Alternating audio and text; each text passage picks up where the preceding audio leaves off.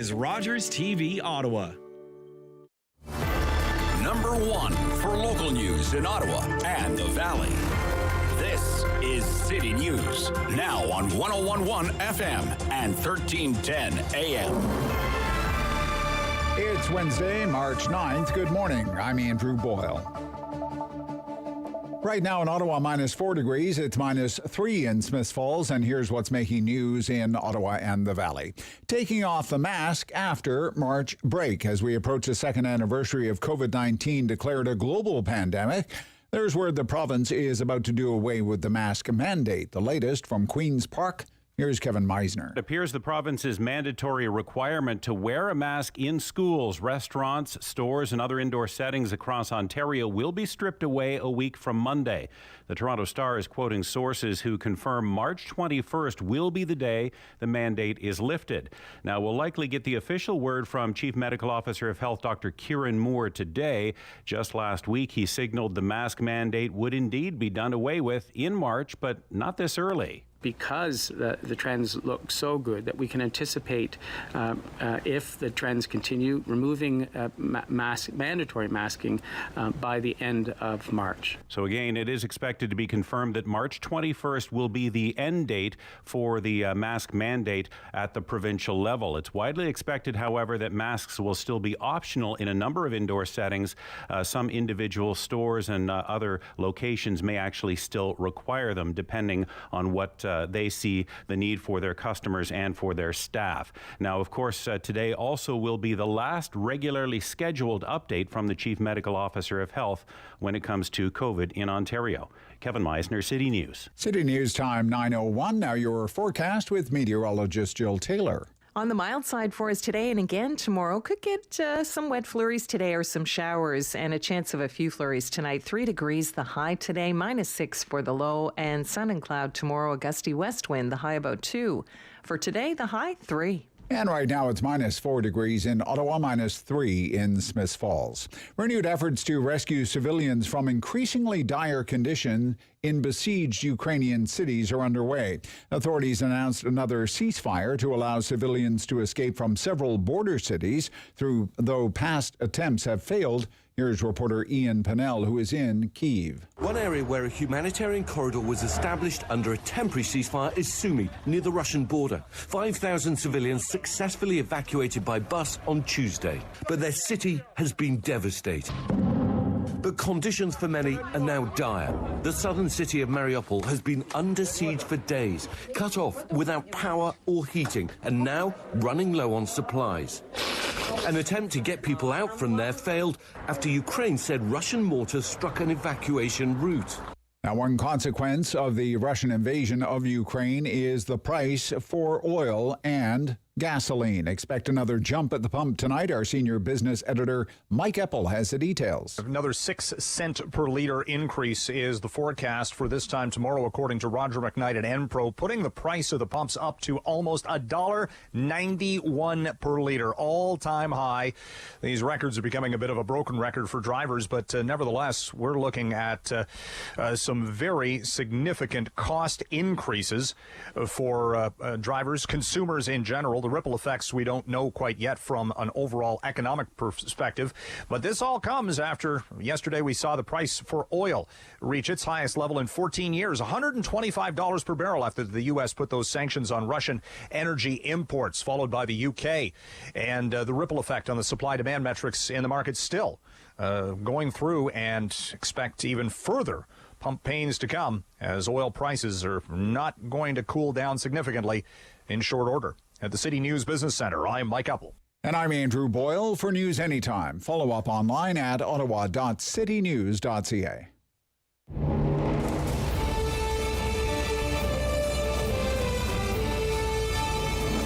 He's got the news and the views. He's got views on the news. It's the Rob Snow Show on Rogers TV and City News. 101.1 FM and 1310 AM. Oh, what a busy day in the news business.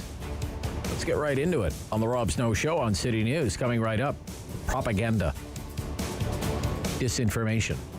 Marcus Kolga, founder of disinfowatch.org. He's also with the Macdonald Laurier Institute. The A prime minister in Germany today, he just had a news conference with the German chancellor, Olaf Scholz, and Mr. Trudeau committed some funding to counter Russian disinformation. Mr. Kolga is an expert well-versed on Russian affairs and tactics, so he'll join us in just a few minutes from now.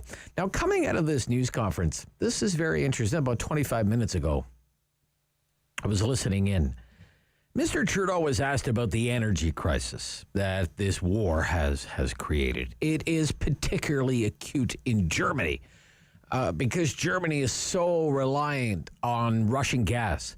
And now the mad scramble is on to try and undo what has basically been decades of disastrous energy policy. So there's Germany needs stable, safe supply of oil and natural gas. And here's Canada, plenty of safe, stable oil, natural gas.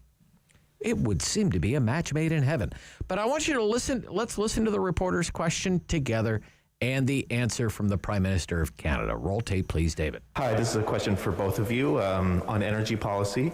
We know that right now Germany is still reliant on Russian oil and gas and will need oil and gas for many years. We also know Canada has a lot of oil and gas but doesn't have an easy way to get it to Europe, doesn't have the infrastructure. Is this something you talked about today? Is there any kind of energy partnership possible between your countries? And specifically, is there anything you would like to see happen in the short term or the long term to help Canadian energy replace Russian energy? And Prime Minister, if you could answer in English and French as well, please. We actually had long conversations about that this morning. Obviously, Canada has a very strong energy sector with thousands of good Canadian jobs working hard, even as we look very ambitiously towards transitioning towards net zero. We know there is a continued need for oil and gas that has been heightened because of the conflict with Russia. We also talked about ways where we can partner not just in the short and medium term on energy supplies, but also staying focused every step of the way on that transition towards renewables, towards hydrogen, towards cleaner sources of energy, which is something that Canadians are committed to, something that Germans are committed to, something that more green, all of more us clean, need to do. faster, net zero. Holy cow, right? Does that sound like someone who is going to make any kind of major pivot when it comes to Canada's energy policy? Gosh, it doesn't sound like it to me. It doesn't sound like much has changed. Like it's climate change, it's net zero, it's green, or it's bust. And if Europeans freeze in the dark, so be it. Like if gas hits at $2 a liter, probably by the weekend, hey, too bad, so sad. I have a driver. Maybe I'm sorry if that comes across as being harsh. I just don't find when Mr. Trudeau is asked about energy policy, I don't find that he thinks a shortage of fossil fuels or high prices for fossil fuels. I just don't think he thinks it's a big deal. An opportunity to transition, to intensify the transition. Now, every Wednesday, we score our political fix here on the Rob Snow Show. Two great political thinkers are on the show this morning. Kate Harrison is with Summa Strategies. She's on the right side of things. Cam Holmstrom, not on the right side of things, meaning he's a left-winger. That's okay. We're going to talk about this European trip that Mr. Trudeau has been on. The cost of war at home, high gas prices, high food prices. Look, I think it's only a matter of time before voters go looking for someone to blame for the rising cost of living. They can't vote out Putin. Now, President Biden says, I know it's going to hurt. Blame Putin. Is that what Mr. Trudeau is going to say? Can he sell that to Canadians? Now, we had an inflation problem even before Russia invaded Ukraine. In addition to that, wow, all of a sudden the Conservative Party leadership race is really taking shape. We know that Poilievre is in. He's already been on the attack. He's out stumping right now. Charest is going to announce it tomorrow in Calgary, Jean Charest. Patrick Brown has settled his lawsuit with CTV. What timing? Now he's going to jump into the race. And Leslyn Lewis. says, count me in too. So there's so much to get into with all of this. It is going to be a battle. What a battle between those who are closer to being like really big C conservatives and those who are on the more moderate side, like red Tories, blue liberals, whatever you want to call them. What an interesting summer it's going to be. What a barbecue season. And then it's all going to be settled just a few days after Labor Day. So we're going to get into all of that too. We'll also mix in some provincial matters. The mask mandate is in the news today. Premier Ford is expected to announce that the province's mask mandate will end March 21st. Like he said, after the March break, Doug Ford doing a news conference at 10 o'clock. We'll jump into that. And then the Chief Medical Officer of Health for Ontario, Dr. Moore, he's doing a news conference at 11 o'clock. We'll be listening in. This morning, I had a chance to speak with the Labour Minister, Monte McNaughton. And one of the things I put to him was, how is this going to work in the workplace? You know, you're the Labour Minister. What if I'm a worker and my boss wants me to wear a mask? But I don't want to wear a mask, and there's no mask mandate. Can my boss force me to wear a mask? Just what happens then? Or what if I want to wear a mask, but my boss says, we don't want you to wear a mask, no masks in the workplace, and there's no mask mandate in effect? How is this? What are the mechanics of all of this? So we're going to ask the Labour Minister about that. Also this morning, I chatted with Steve Blais. He is the former city councillor for Cumberland Ward, and he's now the Liberal MPP for Ottawa-Orleans. We talked about a whole bunch of things. He has a bill in the Ontario legislature. It's called Bill 10, and it's up for second reading at the legislature today. And this is the bill that would go after municipal politicians who do the terrible kinds of things that Rick Shirelli is accused of doing.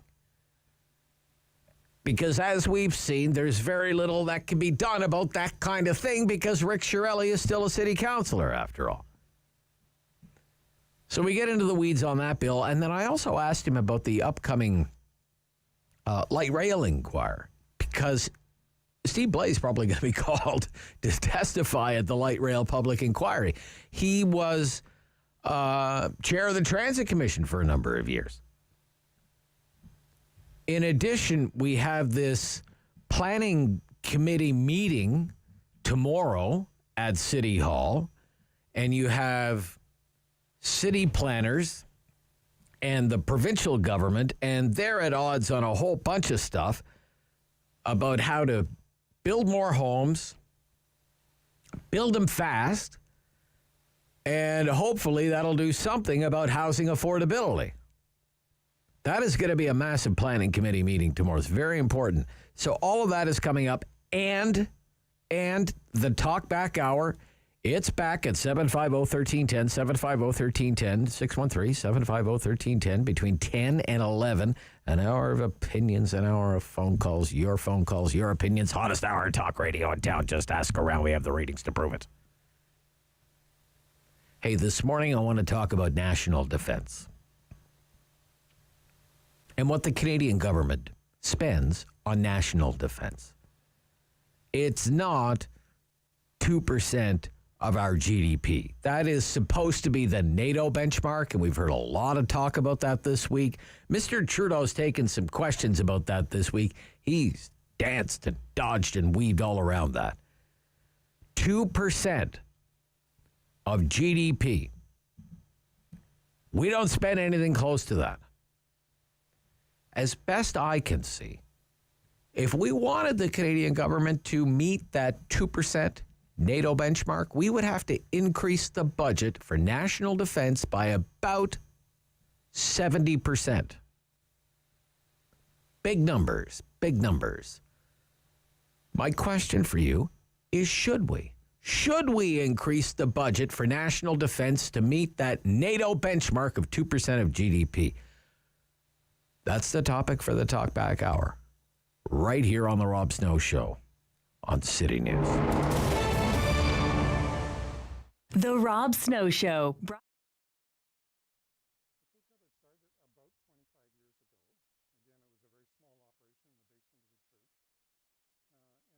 We have been expanding to the point where we needed to have a new facility. So in discussion with the city of Ottawa and Jan Harder, the local representative here, we came to this location, which is about 2,000 square feet, located in the Walter Baker Centre. We've been here for about 2 years, and it is much better. It gives us a much broader opportunity to serve our clients better. It's a fairly affluent community in Barrhaven, so you wouldn't think that people would really need to have a food bank or a food cupboard. But people sometimes have a temporary loss of their job, maybe new immigrants or refugees to the community. Maybe there's been an injury in the family or something like a pandemic that causes people to run short of food during their monthly requirements. So we offer any clients who come and live in our catchment area the opportunity to pick up an order of food every 3 or 4 weeks. The need varies from time to time. We have expanded our offering to include quite a few perishables, eggs, milk, cheese, yogurt, vegetables, fruit. But people, I think, know that we need cans of beans and stuff as well, too. One thing that we're consistently short of sometimes is personal hygiene products. You go to the grocery store, you buy your toothpaste and you buy your deodorant and shampoo there. People don't automatically think that to donate those kinds of things to a food cupboard. So we end up buying quite a few of those things from time to time. The pandemic has affected us like it has everybody. Initially, we had to stop the grocery store food donations so that we didn't have any risk of contamination and to have a significant number of volunteer work to be done in our facility. We have a storefront, so it's like a mini grocery store where you take a cart and you go around and pick out the things that you want. That doesn't work during the pandemic to maintain social distancing and so on. So what we have now is our clients can come in one at a time, they make an appointment, they stand behind a line, and they direct our volunteer to, I'd like Kellogg's cornflakes rather than Harvest Crunch, to pick the food that they would like off the shelves according to the allocation, depending on the size of their family. And then they take it out, load it into their vehicle or whatever, bring back the cart, we disinfect everything, and prepare for the next client. We are very blessed here in Barrhaven. We're a totally volunteer organization. So if you give a dollar to us, it goes to purchasing food or to provide some service to our clients.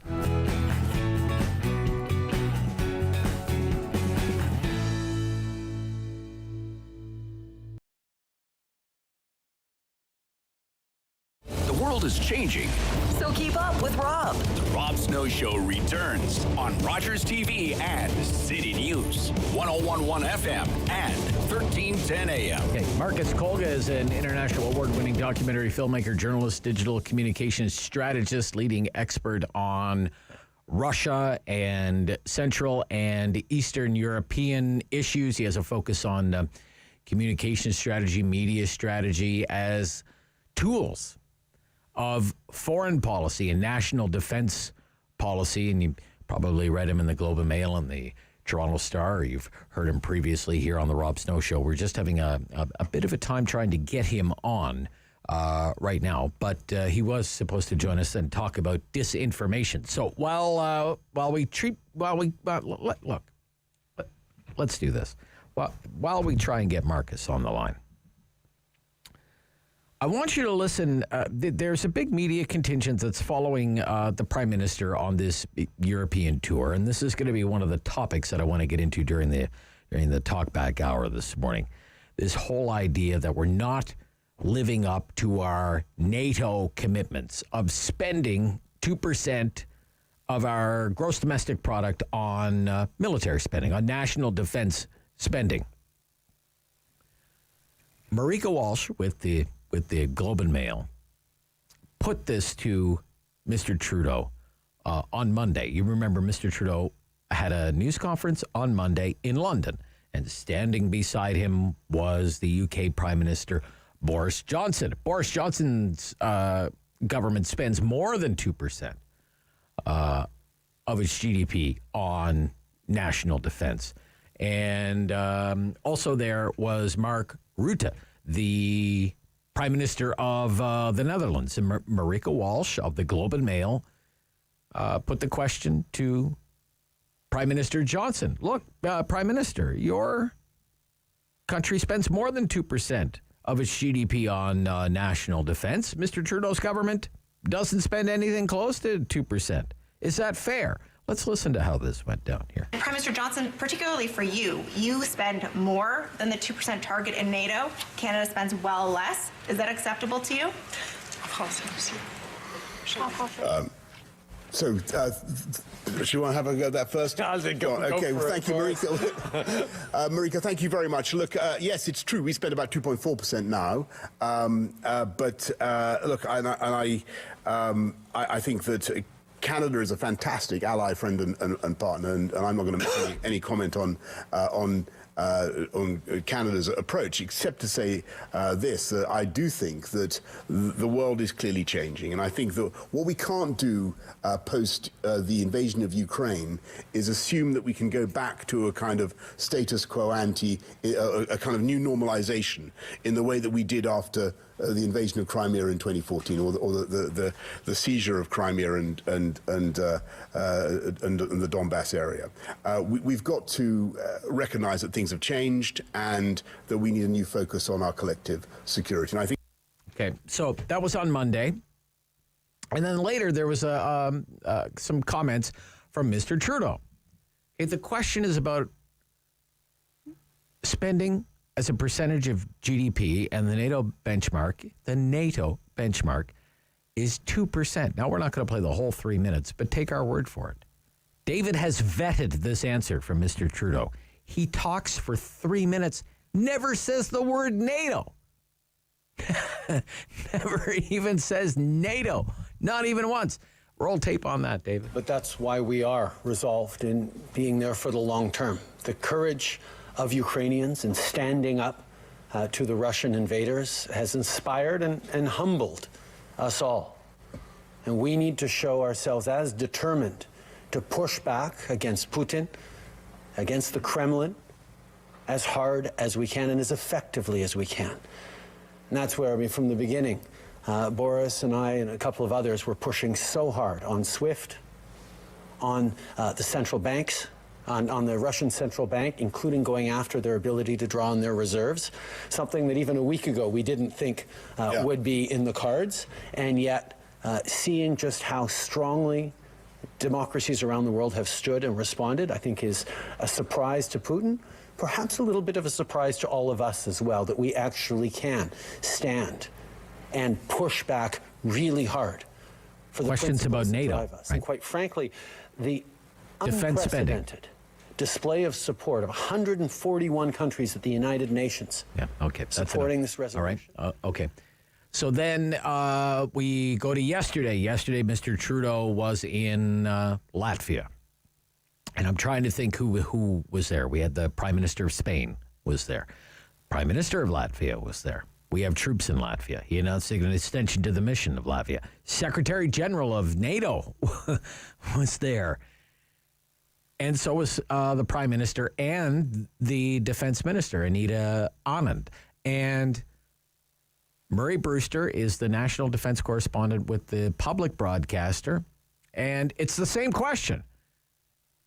You know, we've seen Germany dramatically increase its commit to dramatically increase its military spending, spend 100 billion euros, and meet that 2% target.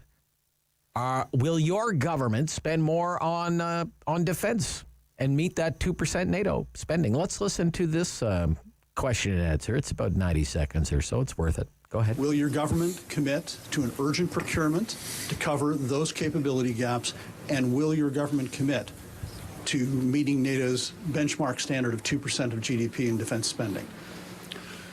First of all, we understand the urgency that is presented right now in the world with Ukrainians standing strong against this illegal Russian invasion. And that's why we have sent aid, we have sent weapons. We will continue to send support to Ukrainians as they stand and defend not just their country, but defend democracy, defend the values that underpin democracy, and in fact defend us all. Those weapons are much more useful right now and in the coming weeks in the hands of Ukrainian soldiers fighting for their lives than they would be in Canadian hands. But of course, we need to make sure we replace those weapons rapidly and that we continue to invest in the equipment that leads our armed forces to be able to continue to contribute, not just in places like here in Latvia, but everywhere around the world where we are called on to do.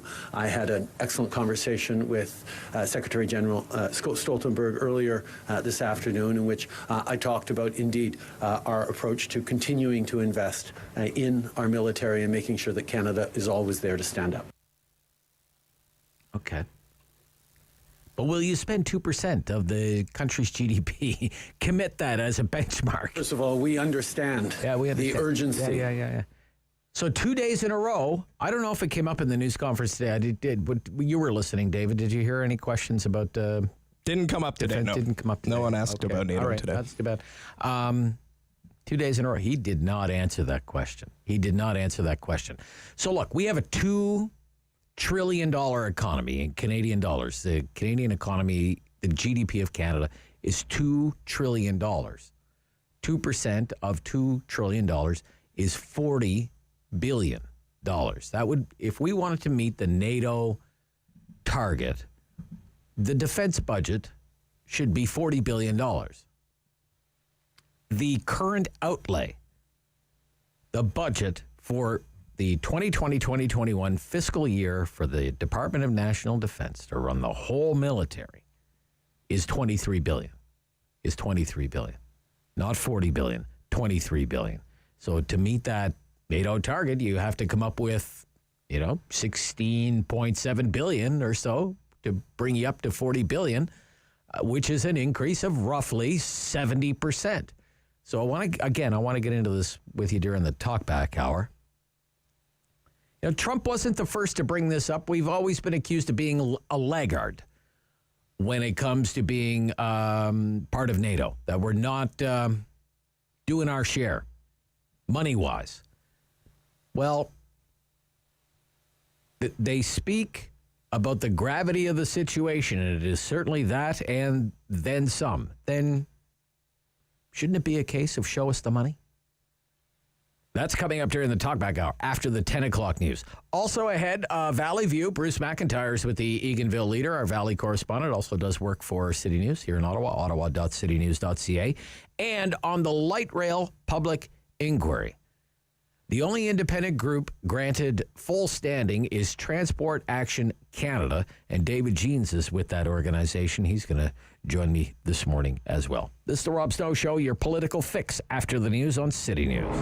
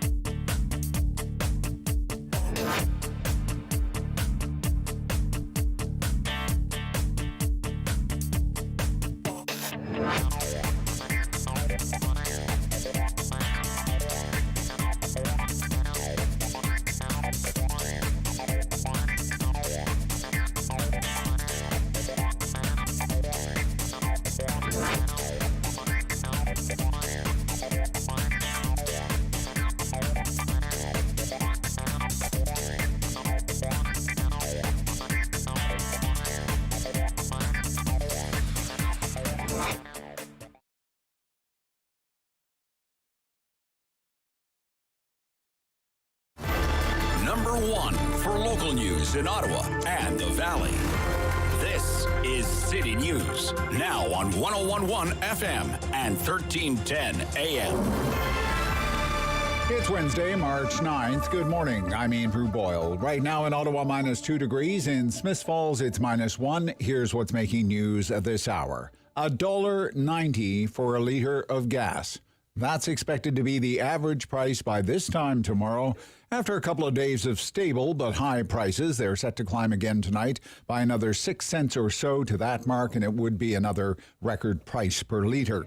Canada is sending another $50 million in specialized equipment, including Canadian-made drones. This will help Ukraine defend itself against the Russian invasion. The Prime Minister spoke with Ukrainian President Zelensky, who has also accepted an invitation to address our parliament. Justin Trudeau admits there are some logistical challenges getting promised weapons and military equipment into Ukraine, but he says they are not insurmountable. Mask mandates are going to be dropped for the most part in a week and a half's time. The province's medical officer of health, Dr. Kieran Moore, expected to make that official announcement this morning. And a new release on the mass shooting in Nova Scotia reveals people say there were odd actions involving an RCMP cruiser, or what appeared to be one, the night of the first 13 people being killed near Portapique. But nobody reported that to police. More on this story coming up at 10.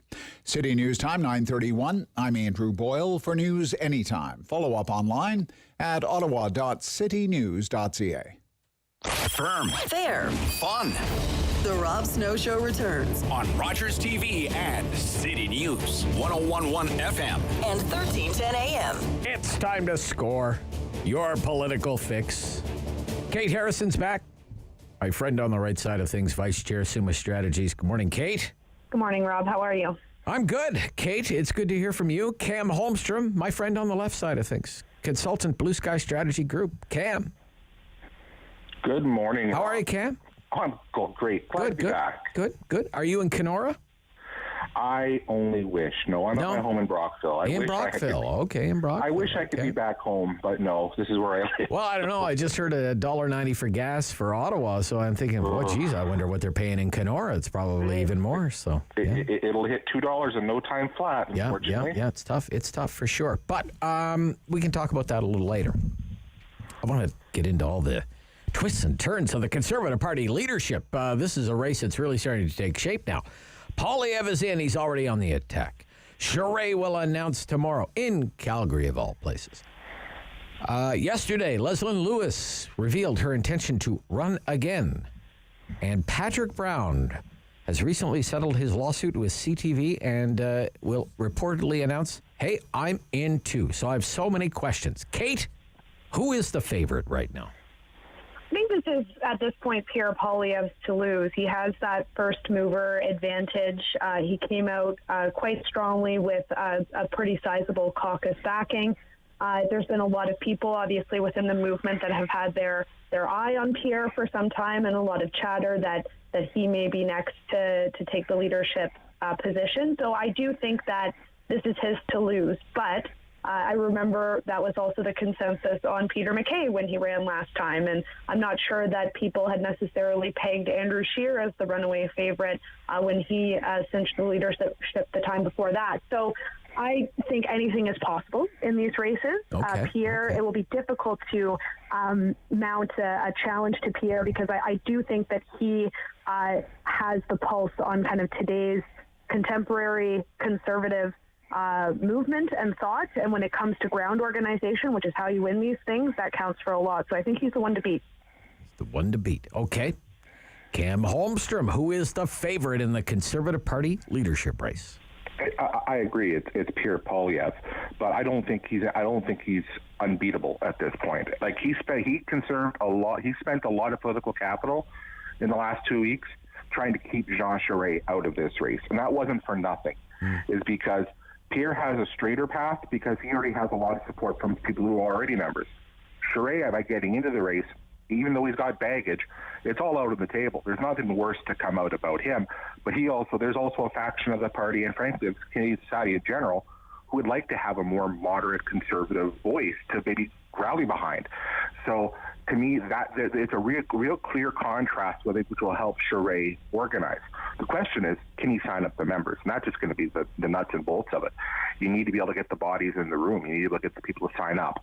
So Pierre has a head start in that sense. Yeah. But I think Pierre realized right away that he had to scare others out. And to me, he's in a lead right now, but doesn't get any bigger at this point. He only loses momentum from this point out because now you've got other people who are basically coming in and saying, you think you're invincible? Show me you're invincible. And I don't think he's invincible. I had people call me last week. I just did a poll, who do you like? Who do you like? I had people call me and say, if he doesn't win, I'll leave. I'm a card-carrying member of the Conservative. If he doesn't win, I'll leave. I will not be a member of the party. They're very, very... He was overwhelmingly their favorite choice. Like, it wasn't even close. But you know what, Rob? I think that's also the case for some of these other people. I think this is the fight the Conservative movement needed to have. There's been a lot of pressure building up about the direction that modern conservatism goes in Canada, and I honestly believe that whatever the party looks like on day one of the new leadership will not be the same on day 30. That there will be people who will leave because there, just as much as there are people who would say, I would never stay for Charest, I want Poilievre, there's a lot of people in that caucus who really don't like Poilievre. And be like, you know what, I'm not sticking around for that either. So okay. Yeah, maybe. What you win on day one may not be the same thing you've got a month later. Okay. Let's talk about these attacks that the Poilievre campaign launched early and often on Jean Charest. How fair are they? For example, how fair is it, Kate, to call Jean Charest a liberal? A liberal is a liberal. That was one of the attacks. Yeah, he was the liberal premier of Quebec, and he has never been a card-carrying member of the Conservative Party in the 20 years that it has existed. Okay. So I do think that is a fair criticism. Now, is it? If you are a big L liberal, does that mean you're not able to have kind of a small c conservative viewpoint on things? No, because you look at the BC Liberals, for example, that is a traditionally right-of-center party. Yeah. But how does the Quebec Liberal Party and the BC Liberal Party square up with today's federal Conservative Party? There's a pretty big divide there. So I think that it is absolutely fair game to challenge, Mr. Charest's background in politics, but more importantly, why he didn't feel the need to come into the party and disrupt things a bit earlier, right? He's coming in now, not having a seat, not having sought election for this party in the last 20 years, and is now coming in sort of like a savior. And I think that is really going to He didn't come back for you? He didn't come back for you? Nice hair, though? I mean, is that what it is? Or he does have a nice head of hair, that's true. He does have for a 63-year-old man, sure. People will also underestimate his ability to charm. He thinks well on his feet. He's a good communicator. I think him and Mr. Poilievre are probably the best communicators within the crop of candidates that are in the race right now. So I think it'll be a really interesting division and different visions that are put forward that are fundamentally extremely but when I think about from one another. Him leaving Ottawa, going to Quebec City, and I view that as he was there to fight for Canada. I'm not like he's not my cup of tea but it's just, is he not, when he was leader of the Quebec Liberals, being a leader of the Quebec Liberals, wasn't that he was a federalist, not a federalist more than a liberal? Wouldn't you say? What do you think, Cam? Or maybe I'm out to lunch. I don't know. No, I think you're exactly. I think this comes to the real big contrast between these two men. Jean Charest left a relatively comfortable place in federal politics to essentially, as it's right, try to save the country, right? And yes, the only avenue to do that was with the Federalist Party at the time, which was the Liberals, right? I'd also point out that, some people who are back in Pierre Poilievre, like Senator Leo Sakos, he's given money to the Liberals in Quebec. So does that make him not a real conservative then? Let's be real here. And the fact is, one of the people calling for Jean Charest to run was Gerard Deltel, who was one of his biggest opponents in the National Assembly in Quebec, right? So to me, you can flip this on its head, is that if people like Deltel, who were frankly one of the biggest enemies they had, I know that because Poilievre has been quoting Deltel's own words about Charest, the fact is, if he can bring him on side, does that make him a coalition builder? Doesn't that tell you something about the man himself and his ability to lead and what he could do for the country? if he's able to bring opponents on side like that. Like, again, but this comes back to what do you want? Do you want that consensus builder? Do you want someone who can govern, who has governed? Or do you want the guy whose biggest achievement in political politics is getting himself elected a bunch of times and is quote unquote pure? If that's what you're worried about, right. It tells me you're not worried about ruining government. Okay. Like, and to me, that's a choice. Okay. Is about governing. Poilievre's about remaining pure. Well, okay. We're going to get to that. Stop skipping ahead. Sorry. Okay. We're excited. I know. So am I. Look, just one more thing. Because there are nuances there, and I wonder if people now in the social media age would get the nuance of that, you know? For example, let me ask you this. I know it's not on our list. I looked yesterday on Twitter, and David has looked right now. Jean Charest's not on Twitter. Whereas Poilievre puts a video on Twitter and 100,000 people watch it. 500,000 people. Does that matter? I think it does matter because I think that it speaks to just the contemporary nature of our politics. And a lot of conservatives right now want to hear ideas and they want to see a lot of content coming forward from the people that ostensibly want to lead this party.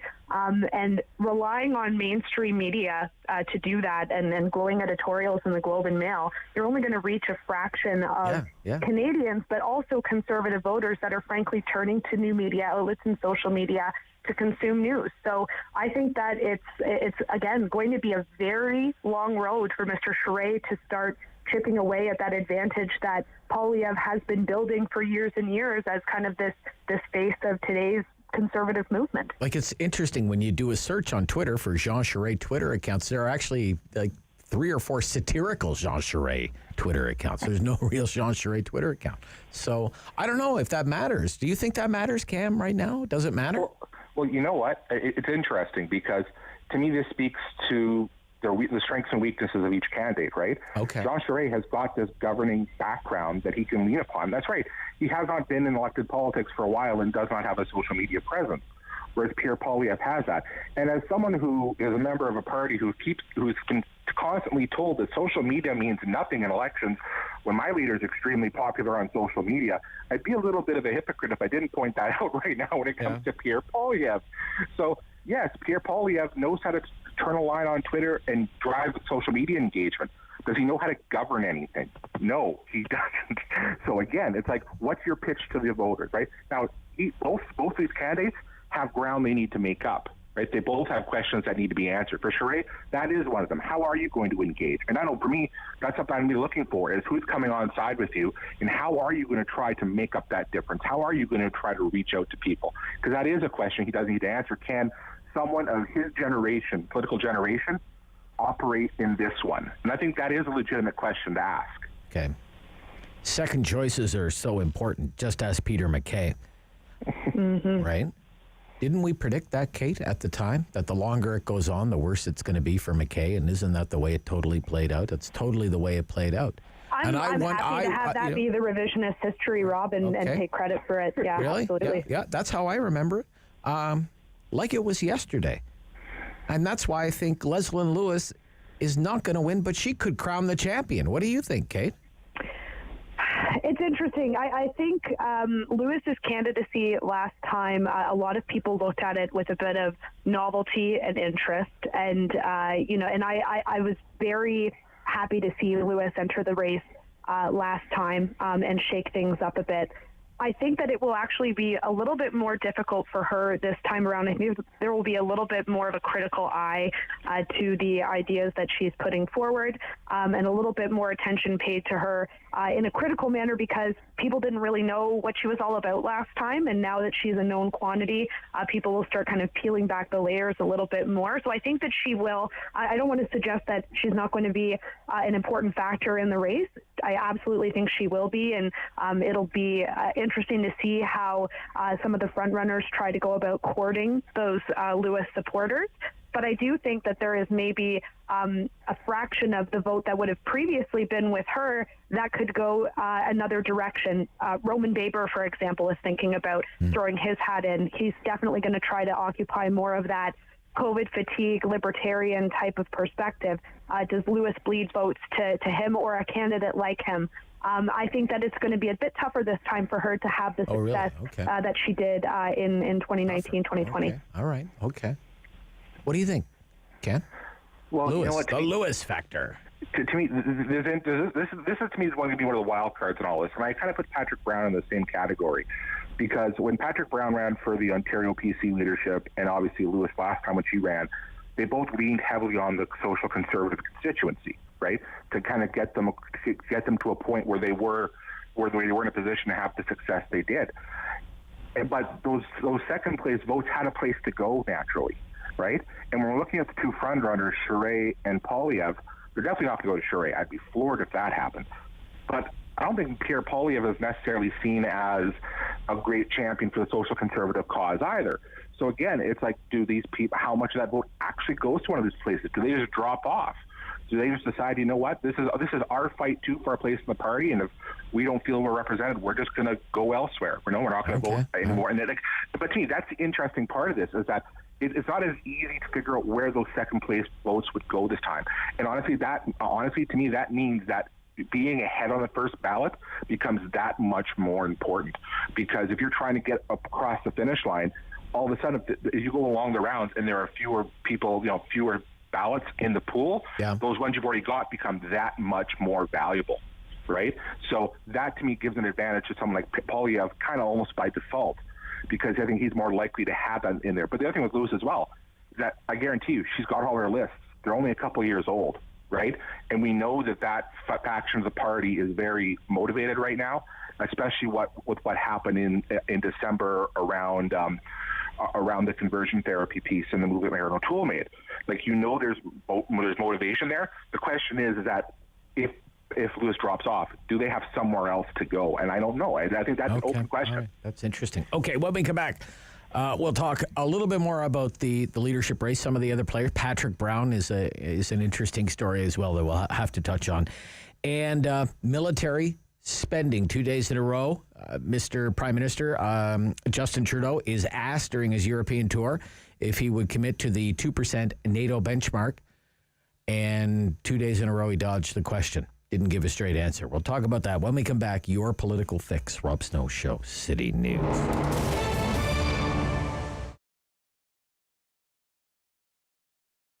When it came to opening the business, because I was so young, there was a lot that I didn't know about management, financial management, management of people, all around management, I think is the word that I always come back to.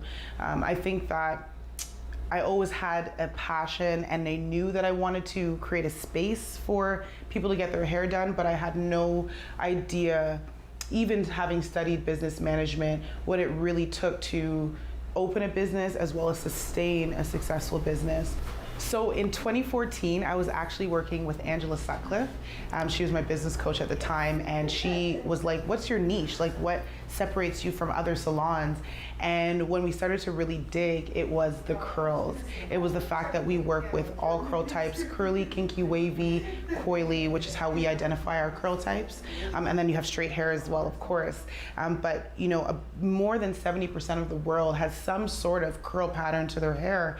And we just realized that was not being addressed. It wasn't something we learned about in school. So I went to the States and I traveled all over to kind of gain the information that I have now to be able to share it with our clients and as well as with other stylists. So in March, when it came, I thought it was gonna last, a week, 2 weeks, through, I think it started off at 2 weeks. And I was like, cool, I have 2 weeks to just relax, that's fine. So I was actually in a position where I was not happy, so to say, but I was a little bit happy, to be honest, just because of what I was experiencing personally. Now, when that extension started to happen, it was not a great feeling. It was very uncomfortable not knowing how I was going to support myself financially. So I'm so excited about the Academy. It's something that I started and I launched it during the pandemic. So I've been teaching for a number of years. I've been educating for a number of years. I educated at Algonquin, I've educated at Versailles Hair Academy, and I've also educated in my own space, in this space and my old space up on Greenbank. And so it was just a continuum of what, I've been doing for these years. When we have a client in our chair, it's not just about making your hair look great. It's about how do you go home and take what we've just taught you and emulate that. So now with a world where people want to quote unquote be diverse and inclusive, what does that really look like in a salon setting? And for me, it looks like being able to invite any curl type, any hair type really, because I can take care of straight hair types just as well as, I can take care of curls. And we cater to all curl types regardless of what you look like on the outside, we got you.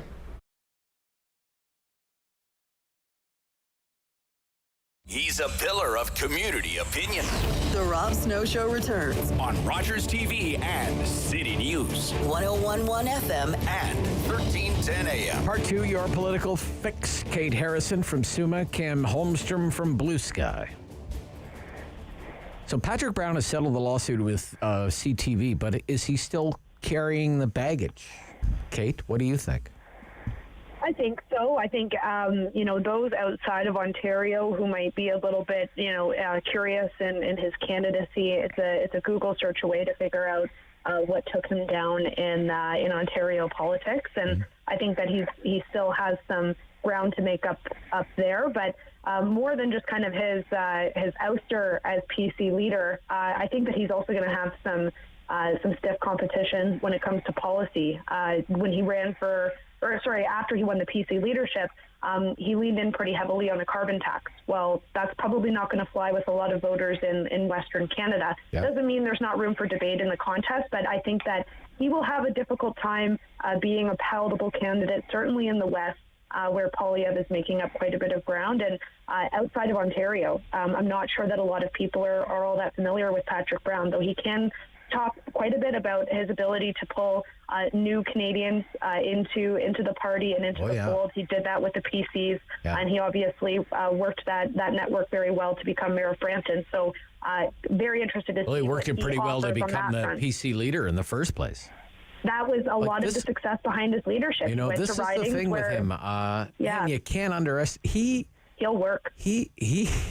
I said this a few weeks ago. Poilievre and Brown will be up every morning before dawn and out well past dusk selling memberships. And I just don't know if Charest has the energy to keep up with either of them. He's going to get out hustled, I think. But anyway, we'll see how it goes.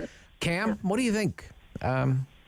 First of all, on the settling of the lawsuit, that was huge news. I remember the next morning, Kate and I were on the radio the next morning with very little sleep, as I'm sure you were too, with very little sleep. It was the biggest story in the country. Now it's all settled, but gosh, as Kate said, it's only a Google search away, right? So, well, not only that, from what I read reported on this, the clarification I saw came to the age of one of the complainants, going from being a minor to an adult.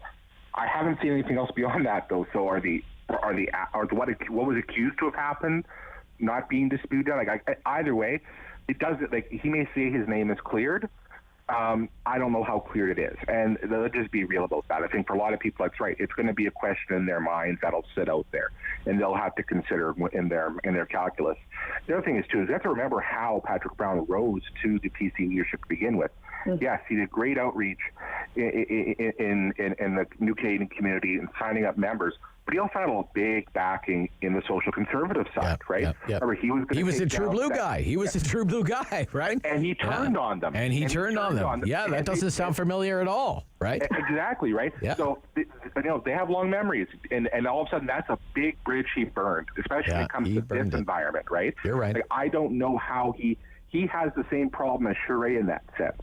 Right? Is that if he's going to win, it's going to be without that constituency. It's going to be in spite of that. And he's coming from further behind. So I don't know about that. Because the thing about the conservative race, too, is that it's not straight one member, one vote, right? You have this system set up by constituency, which frankly gives Charest a bit of an advantage because So he can sign up a smaller number of members in Quebec, and that has a greater effect than signing up thousands of members in Alberta or Saskatchewan, right?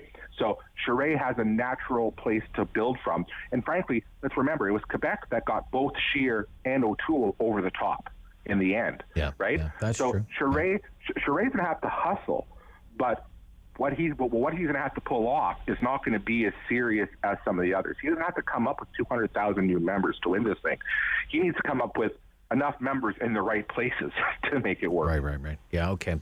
What does this mean for his current job as Mayor of Brampton? Anybody? Pretty big decision, right? He's, I believe, if I'm not mistaken, you have to declare in Brampton that you're intending on seeking re-election September 9th. Well, what a coincidence, that's the day before the leadership convention. So he's got a choice to make in terms of whether or not he wants...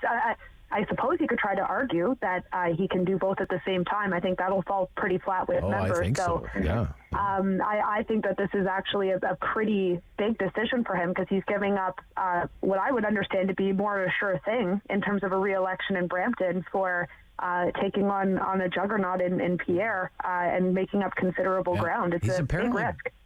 Been a pretty good mayor of Brampton, froze property taxes in Brampton. Well, the interesting thing about it, too, is that he's pulled this trick before. I think there's only so many times you can pull the same trick, because you have to remember, he'd never lived in Brampton before. He was from Barrie, right? Yeah, he lived in Barrie, yeah. And he moved to Brampton specifically to run for mayor, right? So it's not like he has these huge, deep roots in the community and he can kind of, play around with that. So at some point... Right, but and he didn't even plan on running for mayor of Brampton. He was going to run for one of the regional chair positions, and then Doug Ford put the kibosh on that because he said, no, we're not going to have that level of government anymore. No more elections for that level. Exactly. And there's only so many times you can pull that trick before the voters kind of get a measure of who you are, right? So, man. And to be fair, he's done a good job as mayor of Brampton. What a stew. He would get reelected if he stuck to it. What a stew, right? I mean, that happens to Patrick Brown. What was it? 6 months, right? 6 months before the election? Yeah. That brings Doug Ford to power. Del Duca and Brown both want to run to be regional chairs. Doug Ford says, no, we're not going to have those elections anymore. Del Duca goes on, he becomes a Liberal leader. Patrick Brown goes to Brampton and becomes the mayor. It's just like you can't... How's the card? It's crazy, this stuff. It's crazy. Events, my good man. Yeah, events. And there's Ford still up by 10 points in the polls. Okay. Wow, we're right out of time. It flies by.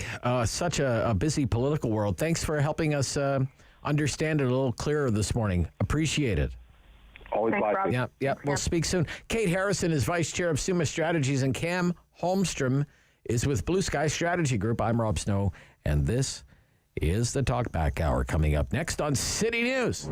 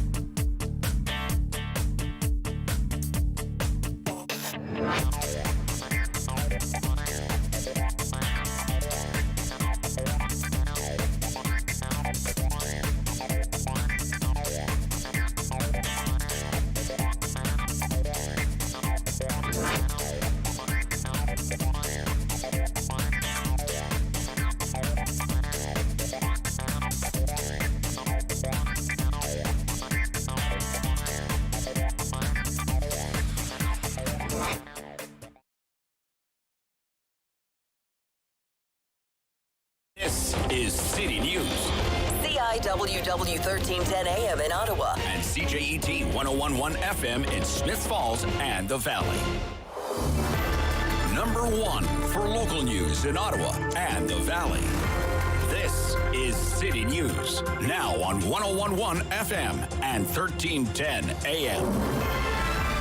It's Wednesday, March 9th. Good morning. I'm Andrew Boyle. Right now in Ottawa, -2 degrees, -1 in Smiths Falls. And here's what's making news in Ottawa and the Valley. As he continues a trip through Europe, our Prime Minister has announced more military aid for Ukraine. MPs and senators in Canada will also be hearing from the Ukrainian president. Here's City News Parliament Hill reporter Cormac McSweeney. Following a bilateral meeting with Germany's Chancellor in Berlin, Prime Minister Justin Trudeau says Canada is committing even more military equipment to help Ukraine defend itself from the Russian invasion. We have obtained a number of specialized equipment, including cameras used in drones that a Canadian company makes that we will be able to start sending in the coming days. Trudeau didn't provide other specifics on the equipment, but this is the latest round of non-lethal and lethal military resources that Canada has been providing. Trudeau admits, however, there has been some issues getting some of that equipment into the hands of Ukrainians due to the situation at the border. Meanwhile, the Prime Minister says he spoke with Ukrainian President Volodymyr Zelensky earlier and invited him to address Canada's Parliament, an invitation he accepted. It's not clear what date that will happen. Trudeau also said during his meeting with the German Chancellor, the two discussed how Canadian energy could be used to help offset the resources lost as Europe cuts off Russia, and they were looking at ways in order to get Canadian energy over to Europe. Cormac McSweeney, Parliament Hill. City News time at 10:02. Morgues overflowing in the besieged southern Ukrainian port city of Mariupol. Individual burials are not possible, so crews have dug a deep trench in an old cemetery at the heart of the city, now burying people in a mass grave. Social workers brought 40 bodies wrapped in carpet or bags to the trench yesterday, another 30 today. No mourners were there, no families to say their goodbyes. City News time 10:02. Now your forecast with meteorologist Jill Taylor. On the mild side for us today and again tomorrow, could get some wet flurries today or some showers and a chance of a few flurries tonight. 3 degrees the high today, -6 for the low, and sun and cloud tomorrow, a gusty west wind, the high about 2. For today, the high 3. And right now it's -2 degrees in Ottawa, -1 degree in Smiths Falls. Well, the province is set to announce a lifting of mask mandates at most indoor settings. That will happen in about an hour from now. Sources close to the government tell City News the mandates will end in schools, restaurants, and stores on March 21st. Dr. Kieran Moore, the province's top doctor, will hold that media briefing at 11 o'clock about the province's plans to live with and manage COVID-19. City News time 10:03. Witnesses noticed odd actions of what appeared to be an RCMP cruiser late April 18th, 2020. They didn't realize at the time the driver was responsible for a murderous rampage that left 13 people dead in Portapique, Nova Scotia. Details of the witness recollection summarized in a document released today by the Public Inquiry into this country's worst ever mass shooting. None of the 5 witnesses reported their observations to police that night or before the killer carried out 9 more killings the next day. The document does not speculate on why witnesses didn't immediately call police. It was not until 10:17 the next morning RCMP alerted the public the shooter was driving a replica RCMP vehicle.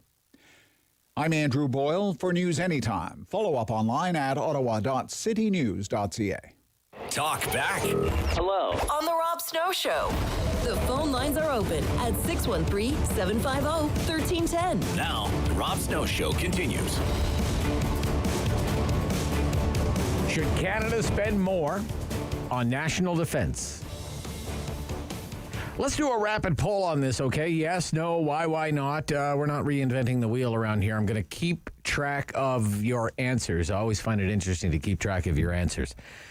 Given the current geopolitical climate, namely the war in Ukraine, should Canada increase its military spending? How would you answer that question? Okay, yes or no? Should Canada spend more money on national defense? Potentially a lot more. Roger in Drummond. Roger. Good morning, Rob. Morning, Roger. Number one, yes, I think we should spend a lot more on our defense, and a lot more than our 2% for that matter. Okay. Now, can I just give you a quick example of where we were at the start of the Second World War, Rob? Sure. What Canada did. It's just going to take me a minute. Yeah, go ahead. Now, during, by 1943, Canada had already produced 500,000 vehicles. Wow. That's more than Germany, Japan, and Italy combined.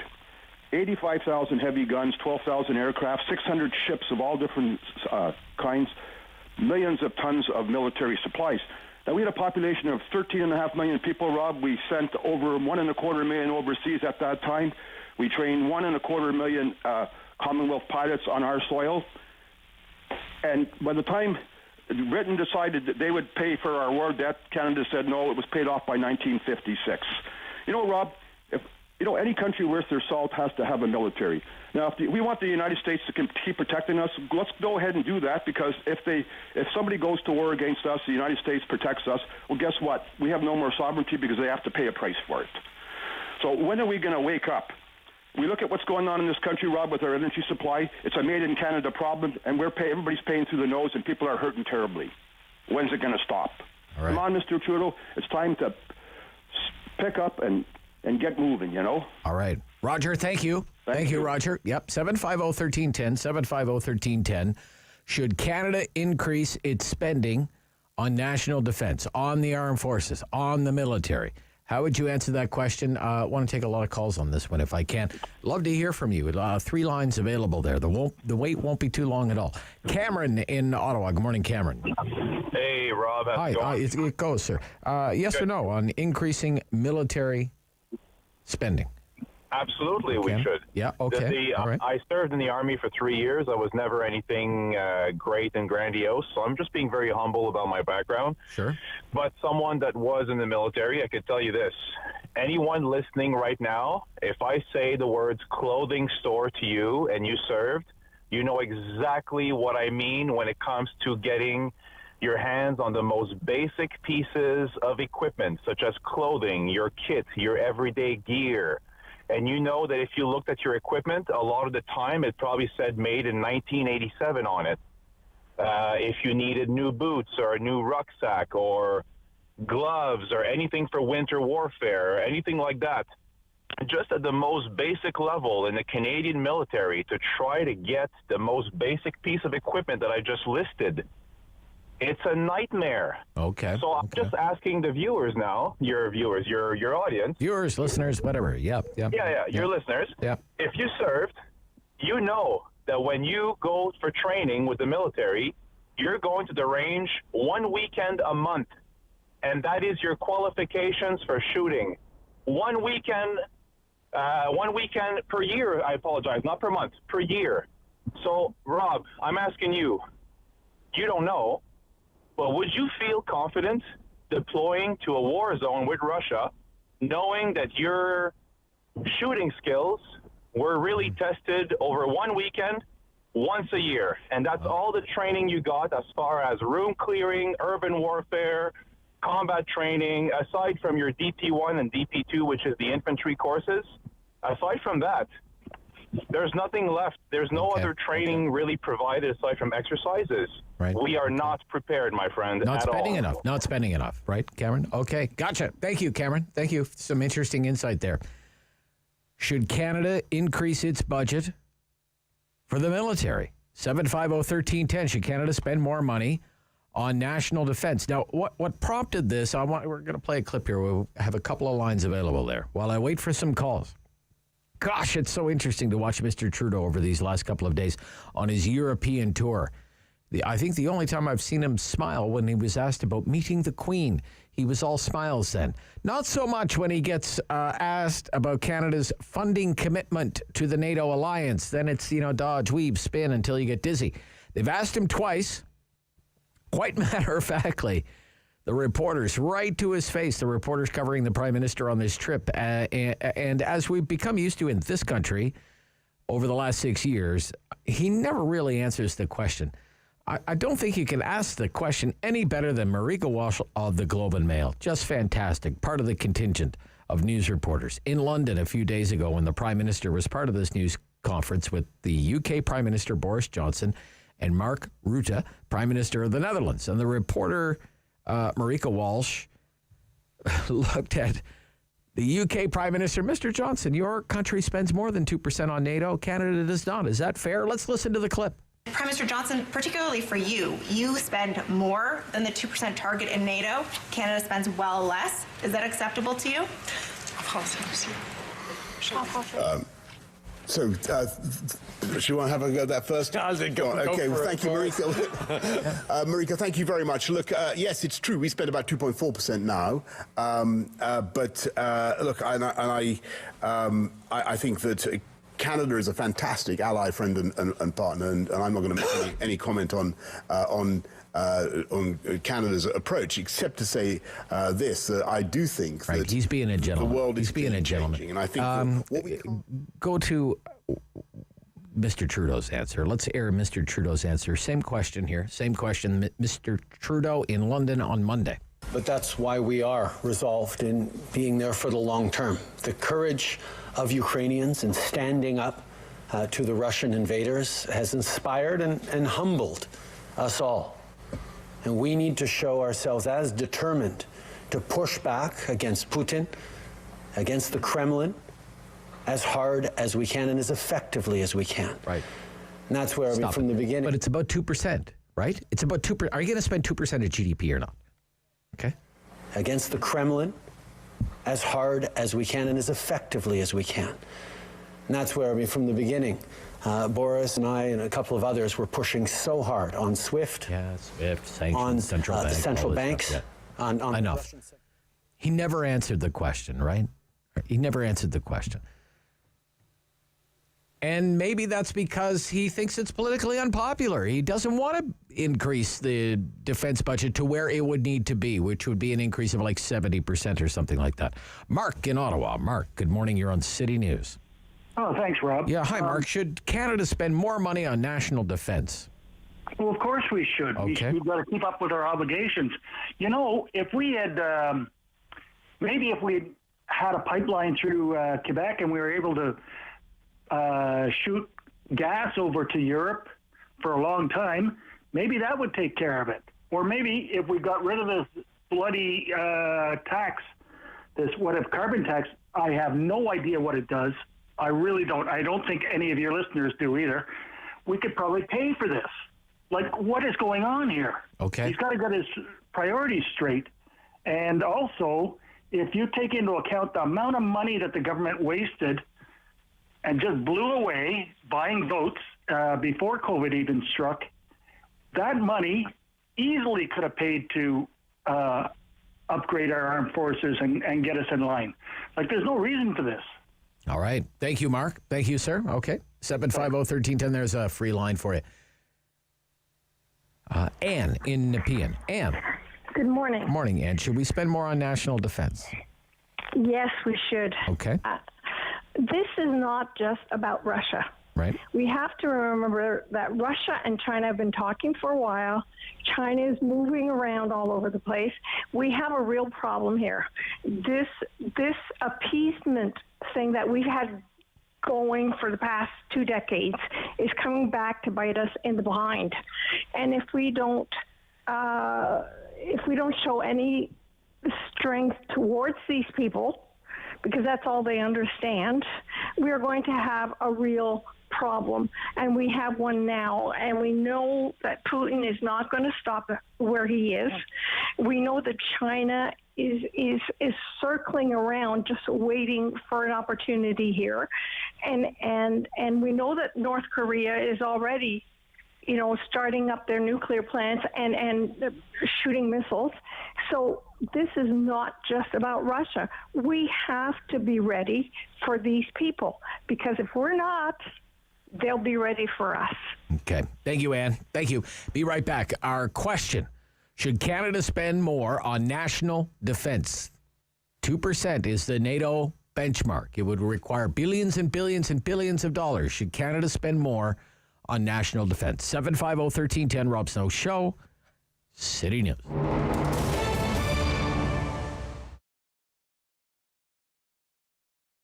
My name is Pamela Caillou. I'm a local artist, I'm Métis, and the heritage derives from Algonquin and Huron background.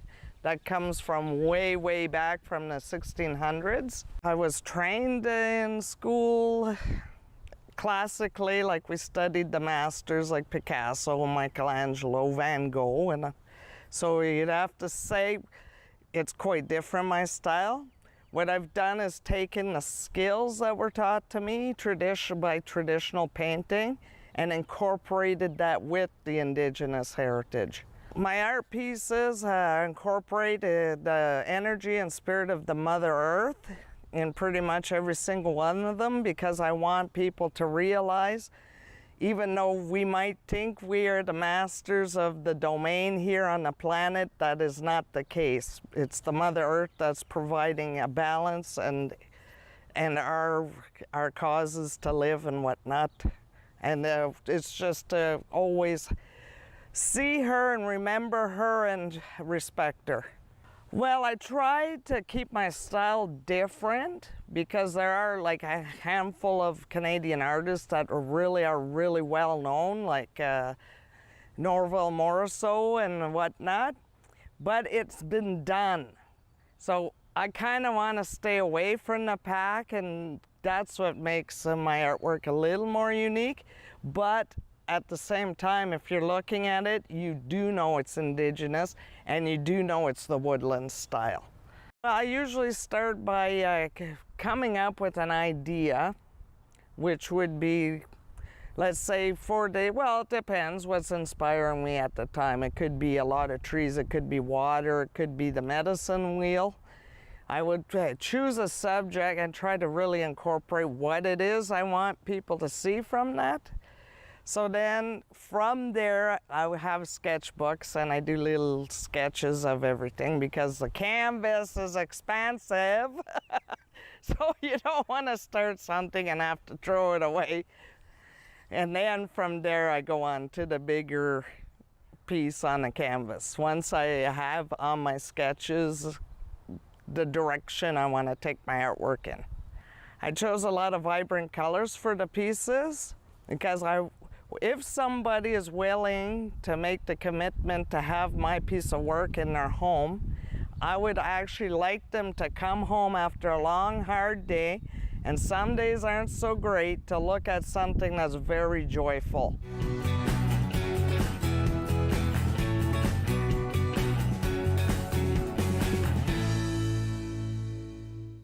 Time to talk back. On the Rob Snow Show. Have your say and call now. 613-750-1310. Should Canada spend more on national defense? Doesn't sound like Mr. Trudeau's in a big hurry to increase the budget for national defense. He's been doing these news conferences. He did one again today in Germany. Yesterday it was Latvia.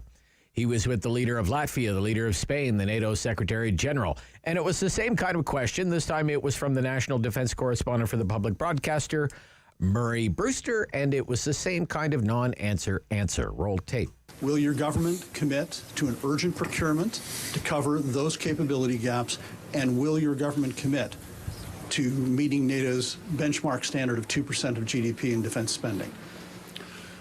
First of all, we understand the urgency that is presented right now in the world, with Ukrainians standing strong against this illegal Russian invasion. And that's why we have sent aid, we have sent weapons. We will continue to send support to Ukrainians as they stand to defend not just their country, but defend democracy, defend the values that underpin democracy. Right. And democracy, in fact, stop it, David. all. The values that underpin democracy. This is what's at stake. Okay, well, how about the 2%? 2%. Give me 2%. Those weapons are much more useful right now and in the coming weeks in the hands of Ukrainian soldiers fighting for their lives than they would be in Canadian hands. But of course, we need to make sure we replace those weapons rapidly.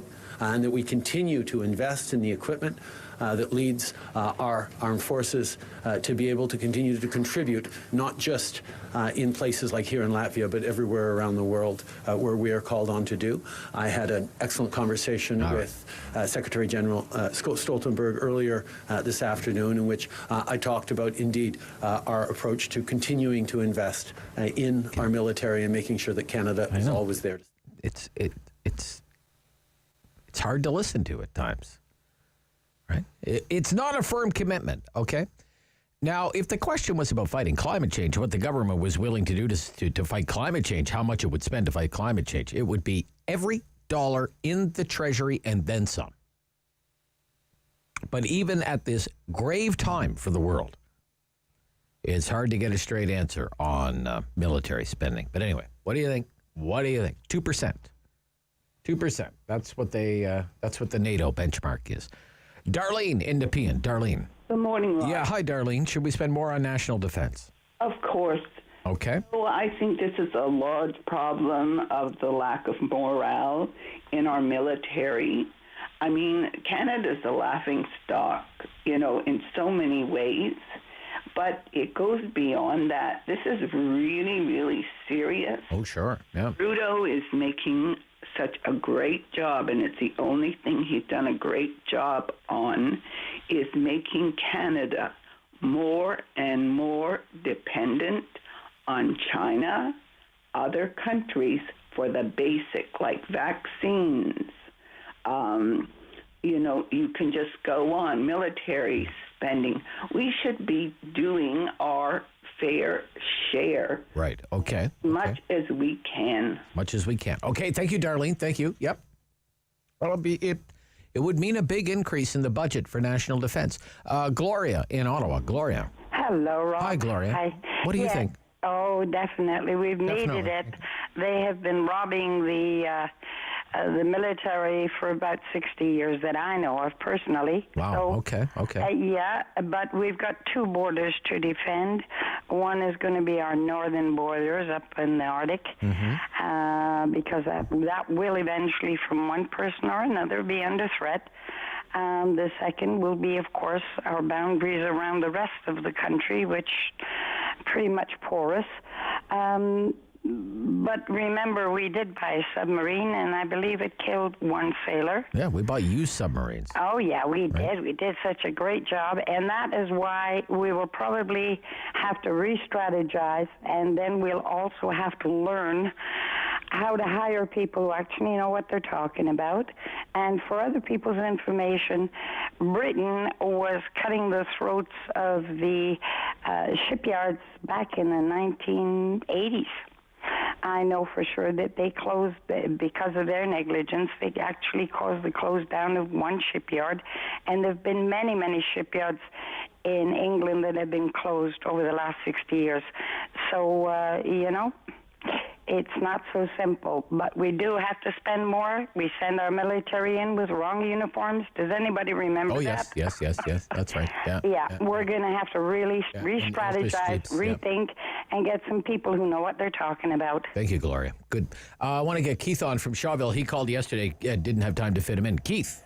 Yes. Morning, Keith. Well, we've got a Bolshevik for our prime minister, so I mean that's my point of view on this. He's more interested in containing people in Canada, controlling them than internally than all right, defense. Look, we have a NATO benchmark to spend on the military. It's supposed to be 2%. We're not anywhere close to it. It should be 3% this year to make up for lack of funding. Australia is way ahead of Canada, smaller country. Here we are, we're getting used jets from Australia. Yes. Australia is smart enough to work out an agreement with the U.S. to have nuclear-powered submarines. That's what Canada needs to protect our sovereignty up north. We got to go underneath those ice caps. We can't do it with those submarines we have now. Yeah, those submarines, as I understand it, those submarines can't even work in the Arctic. Oh, well, it's crarazy. Yeah. Who's looking at this? I mean, we're neighbors to Russia up north. Yeah. I heard on the TV last night, 25% of the people, I think it's in Latvia, one of those Baltic countries, is Russian. You don't think Putin's working on them? He's got his guys working on that to cause descent, they'll be the next one after the Ukraine. Okay. So we need, we can't even buy handguns. How many times has that handgun contract been reviewed? Right. Okay. I don't know what weapons. Well, yeah, we do have a procurement. Every time we go shopping, it doesn't turn out very well. And last whether lady was mentioning about the shipyards. Every time we build a ship, we got to make sure we're building one in Quebec and another one in Halifax. And British Columbia. We can't forget British Columbia. Got to build one there. I don't care as long as they build something efficient instead of. Well, as long as they build something. Oh, that's right. And what are we going to do with our jets? We're going to fly those jets until, I believe, at least another decade, 2032, which would put them about 50 years, the CF-18s. We took possession of the first ones in 1983. 1983. Holy cow.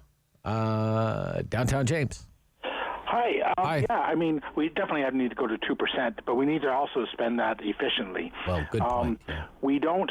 I'd like to hear some experts on your show. Is like our defense policy is called Strong, Secure, Engaged. It came out in 2017, and it is just pablum. It's blah blah blah. There's no real policy or what the government expects the Department of National Defense to do. So it's a disaster, and it seems to be more about industrial policy. Like, again, how do we help out getting manufacturing to various provinces, et cetera, right? Okay. The other issue is our procurement strategy is done by PSPC, by not the Defense Department, and that's not like that's unlike what UK and Australia do. They have procurement within their Defense Department, and they buy stuff off the shelf sometimes. Like Canada was buying stuff off the shelf when we were at war in Afghanistan. We bought some Hercules and helicopters and stuff, and things got, and also the C-17, the big, huge transports. But since then, we've just been stalling, and like the previous caller said, we have 40-year-old fighter jets. We have the Auroras, which are over 40 years old. We have subs, which are built in the 80s. We have a disaster, but before we move to 2%, we need to get procurement. Figure out how we're going to spend that money. Yeah, how to do it. Spend it smarter. Spend it smarter. Spend it a lot smarter, because we're not, and because we're spending $70 billion on those new Navy frigates. Like, and they were originally that whole project was supposed to cost $14 billion, $15 billion, and now it's $70 billion. So spending an extra $50 billion on those, I mean, sure, we're going to get it. We're going to improve our up to closer to 2%, maybe move up closer to 2%.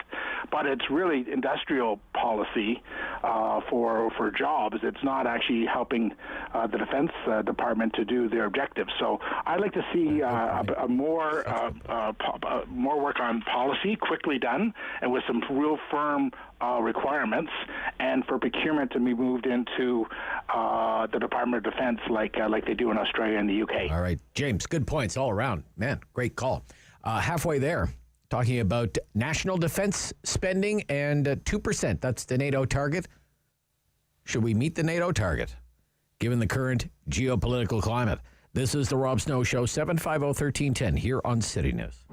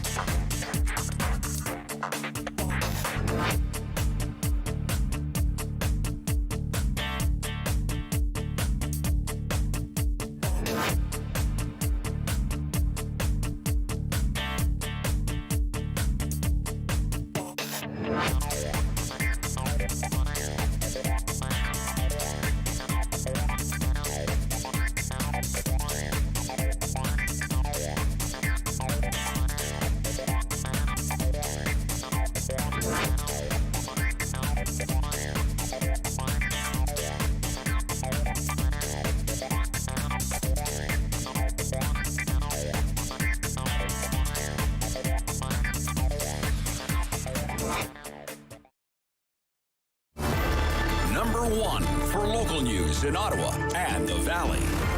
This is City News, now on 101.1 FM and 1310 AM. It's Wednesday, March 9th. Good morning. I'm Andrew Boyle. Right now in Ottawa, -1 degree. In Smiths Falls, it's +1. And here's what's making news this hour. The mask mandate expected to be dropped a week from this coming Monday. The announcement coming about a half an hour from now from the Chief Medical Officer of Health for Ontario, Dr. Kieran Moore. He's expected to drop the mandatory mask wearing at most public places, once again taking effect on the 21st of this month. Canada has promised more equipment for Ukraine, including Canadian-made surveillance drones. The Prime Minister has also invited the Ukrainian president to address Parliament. That offer was accepted, but no date has been set. Police continue the hunt for a missing 14-year-old Canada girl. Full details, description, and picture up at ottawa.citynews.ca. Anyone who spots Avery Vosen is asked to call Ottawa Police. The CHEO 50-50 lottery is about 30% ahead of last year's total, which ended up making one person a millionaire.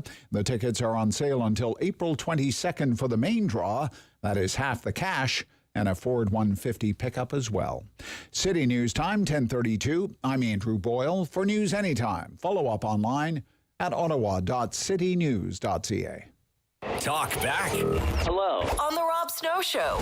The phone lines are open at 613-750-1310. Now, the Rob Snow Show continues. Should Canada spend more on national defense, increase the budget for DND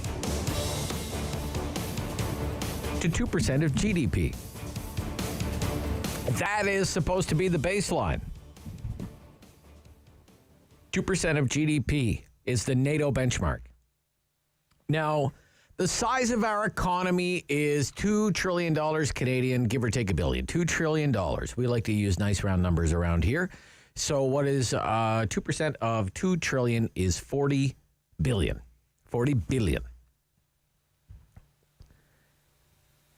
We don't spend close to that amount on national defense, and we're not forecasted to anytime soon. I looked it up, the government's own figures. 2020-2021 fiscal year, the budget for national defense is $23.3 billion. So if 40 billion is 2% of GDP, that's a shortfall of 16.7 billion.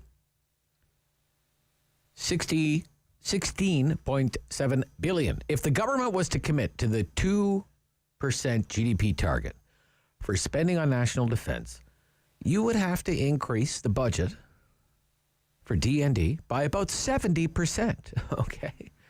If you use $16 billion. And that's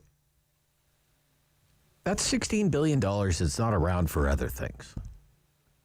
Okay. Other things that some people, maybe even a lot of people, might think are more important. Like investments into, take your pick, health care, long-term care, making life better in Indigenous communities, child care, pharmacare. I mean, the list of possibilities is endless, right? But look, we have long been accused of being a laggard in NATO.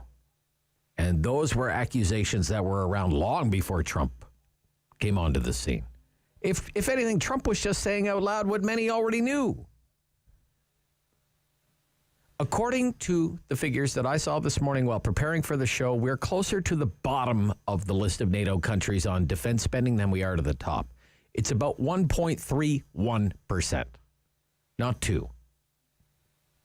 Now, that doesn't mean we're not alone in not meeting that 2% target. The majority of NATO countries don't meet the 2% target. The United States does. So does Bulgaria, number 2 on the list, Bulgaria. Greece, the UK, Estonia, Romania, Lithuania, Latvia, and Poland.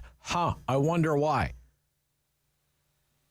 But that's it. Not France, not Germany, until recently the commitment from Germany, the 100 billion euro commitment from Olaf Scholz, the new chancellor. But in terms of percentage of GDP, we're kind of there down the list. Keep scrolling. No, keep going. No, keep going. No, oh, look at all the names on this page. Albania, Hungary, Czech Republic. We're in with that crowd. 1.2, 1.3% of GDP.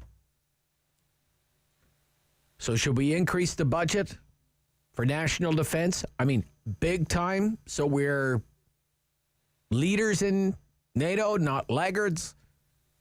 I mean, how can you say the things that Trudeau says? How can you honestly say, we are going to stand up for freedom and human rights and democracy and the rules-based world order and against the darkness of tyranny, and then be so cheap? Okay, phone call time. Mike in Ottawa. Mike. Yes, Rob. Thanks for taking my call. A pleasure, Mike. Should we spend more? Listen, what's going to happen if someone attacks Canada? The first thing they're going to do is they're going to throw missiles at us.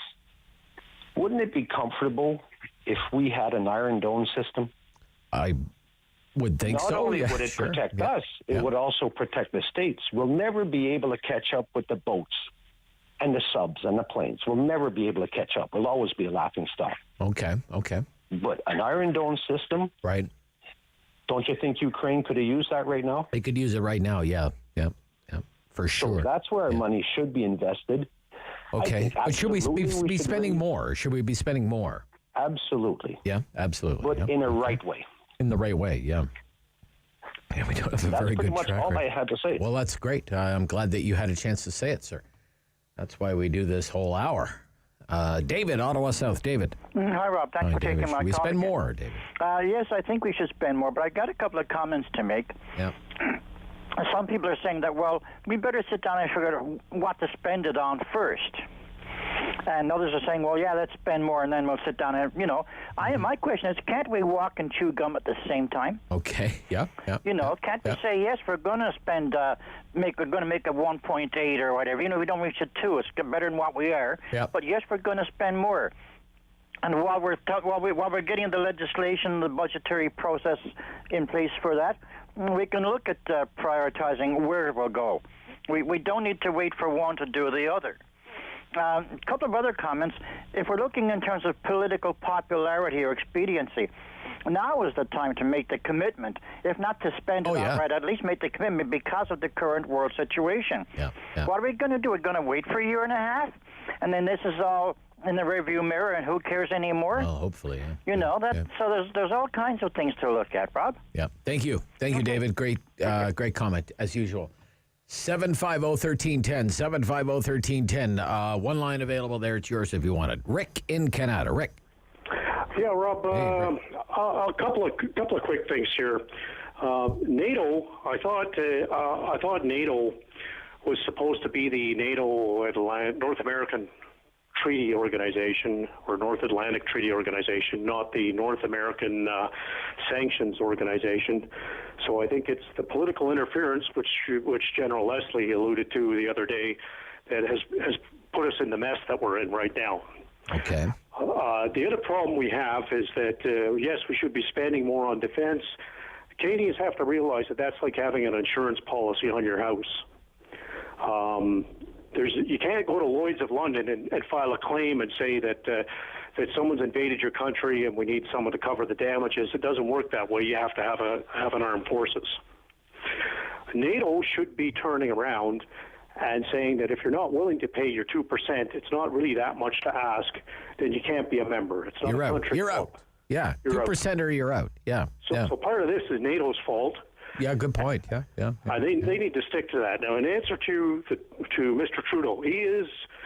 One of your callers said of Mr. Putin yesterday, I wouldn't trust anything he has to say or do, and I would say the same thing about Mr. Trudeau, because we had 2 helicopter crashes, one back in 2006 and the other one off the coast of Greece a little over a year ago.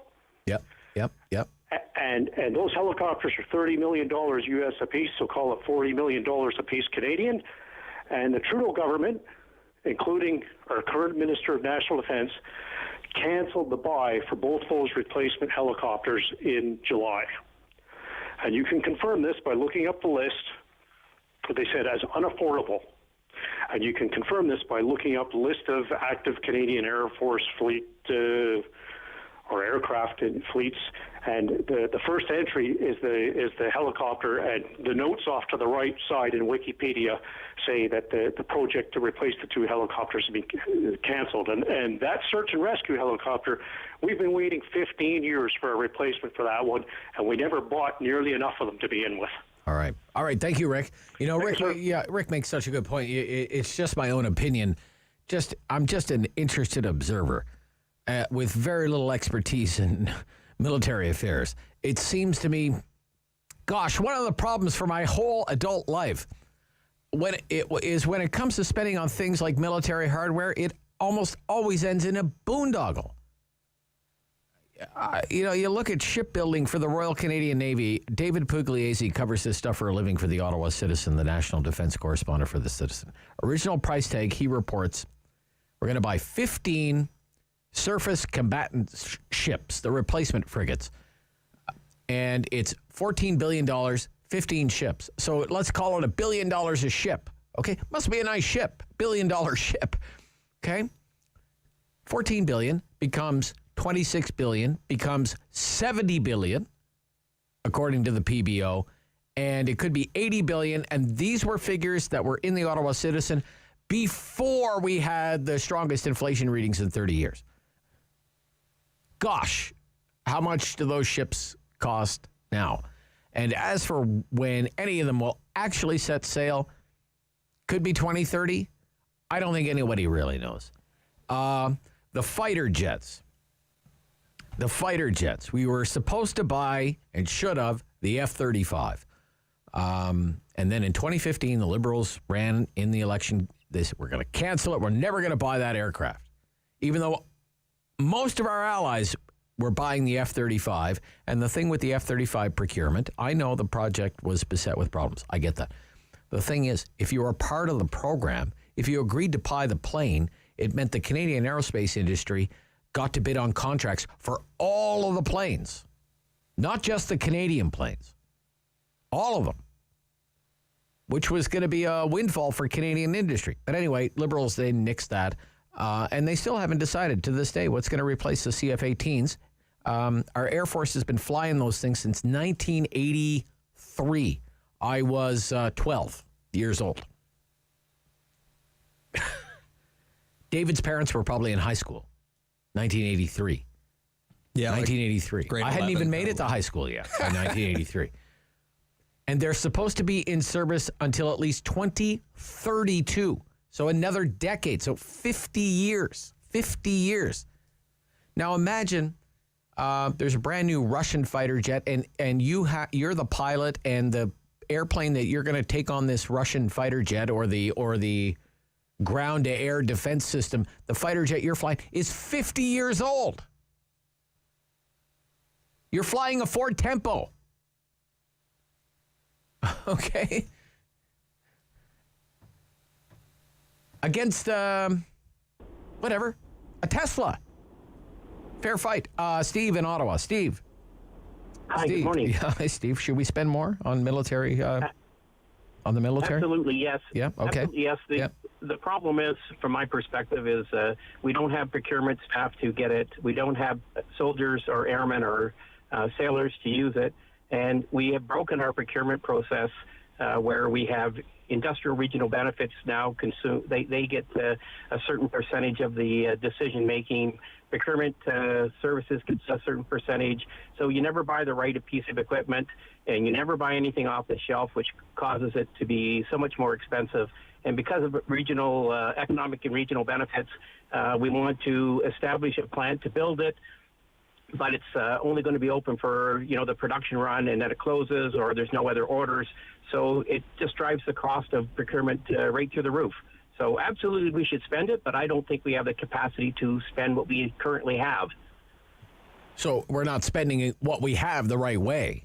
For example, how does a ship go from being $1 billion to being $4.5 billion? Well, because it's like the never-ending shipbuilding project in Halifax, I guess. Right? It's absolutely right. If they actually built the ship, there wouldn't be shipbuilding jobs in Halifax. Then the ships would set sail, and that'd be that. And But now that's it's that's the problem. Everything gets delayed because everybody's got their finger in the pot, so nothing gets delivered, and then our spending just gets pushed out to the right, and we never meet any targets. Yeah, like a $14 billion project is now probably an $80 billion project. Like, that's incredible to me. That's incredible, and we still have no ships. Yeah, it's amazing. Thank you, Steve. Thank you. So yeah, you want to spend more, but you don't want to spend it like that. Pat in Kempville. Pat. Yes, sir. Yes, sir. Should we spend more on the military? Well, we're going to have to. I mean, going to have to. Okay. The last probably 20 to 30 years, 40 years, we've stopped spending money on arms and everything else like that. And I mean, we used to build ships, and those yards were all shut down because it was too expensive for the government to keep up. And there was a lady on earlier, and she said something about, we have to get our vaccines from China and all that. We used to have our own labs here and everything else. Yeah. They got shut down. Well, I think she was alluding to the fact that we even entertained the idea of doing a collaboration with China. We didn't get our vaccines from China. Our vaccines were made in America. They weren't made in Canada. We didn't have the capacity. That's right. Yeah. The reason why we can't make them here is because our labs were shut down. Okay. And the shipyards are the same way, cutting costs. The government, doesn't matter who's in there. I've been a conservative voter all my life. Right. And after what I've seen what happened here with the Freedom Ride and Candace Bergen out there cheering them on, and then 3.5 weeks later in the House of Commons, she says, "Oh, we've heard your message now, you can go home." Yeah. But we should have been united against this freedom.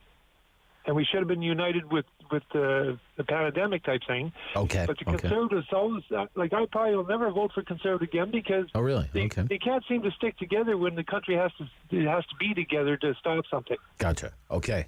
Yeah. Anyway, have a good day. You too, Pat. Thank you. Thank you, Pat. Thank you. Yep. Be right back. We have to stop, right? Yeah, okay. Paul is in Chesterville. Irving's in Orleans. Ryan in Ottawa. One line there as well. We're talking about military spending, something we haven't talked about in a while, but it's an important issue today for obvious reasons. This is the Rob Snow Show on City News.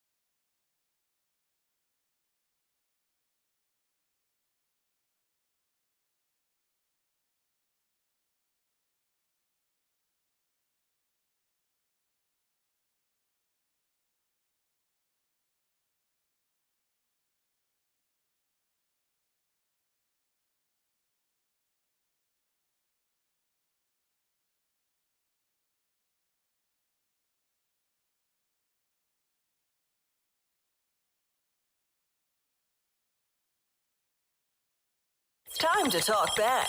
On the Rob Snow Show. Have your say and call now. 613-750-1310. Should we spend more on national defense? Should we spend more on national defense? Irving in Orleans. Good morning, Irving. You're on City News.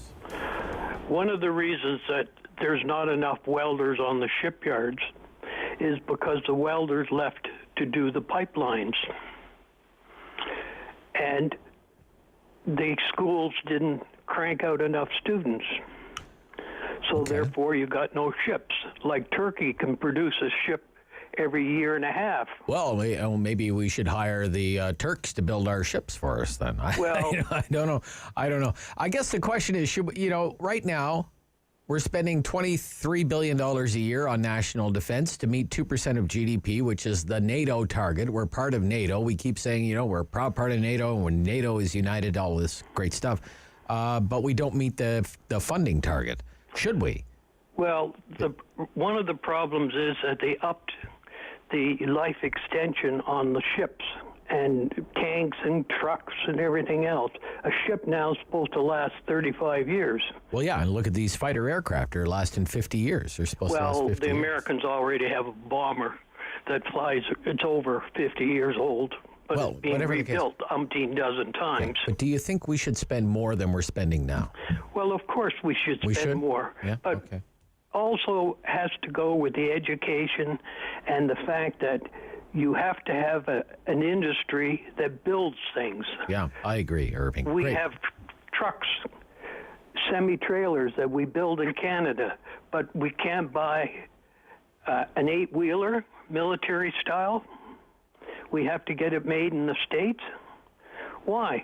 Because we never buy enough of them. Well, the previous caller says part of the reason is, we want to put jobs in Halifax, or we want to put jobs in London, Ontario, or we need to make sure Quebec has some jobs.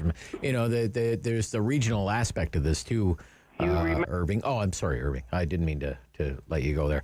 Paul in Chesterville. Paul. Hey, Rob. Yeah, how you Paul. doing? I'm good, Paul. Should we spend more in the defense budget? I think we should spend more, but where are we going to get the money?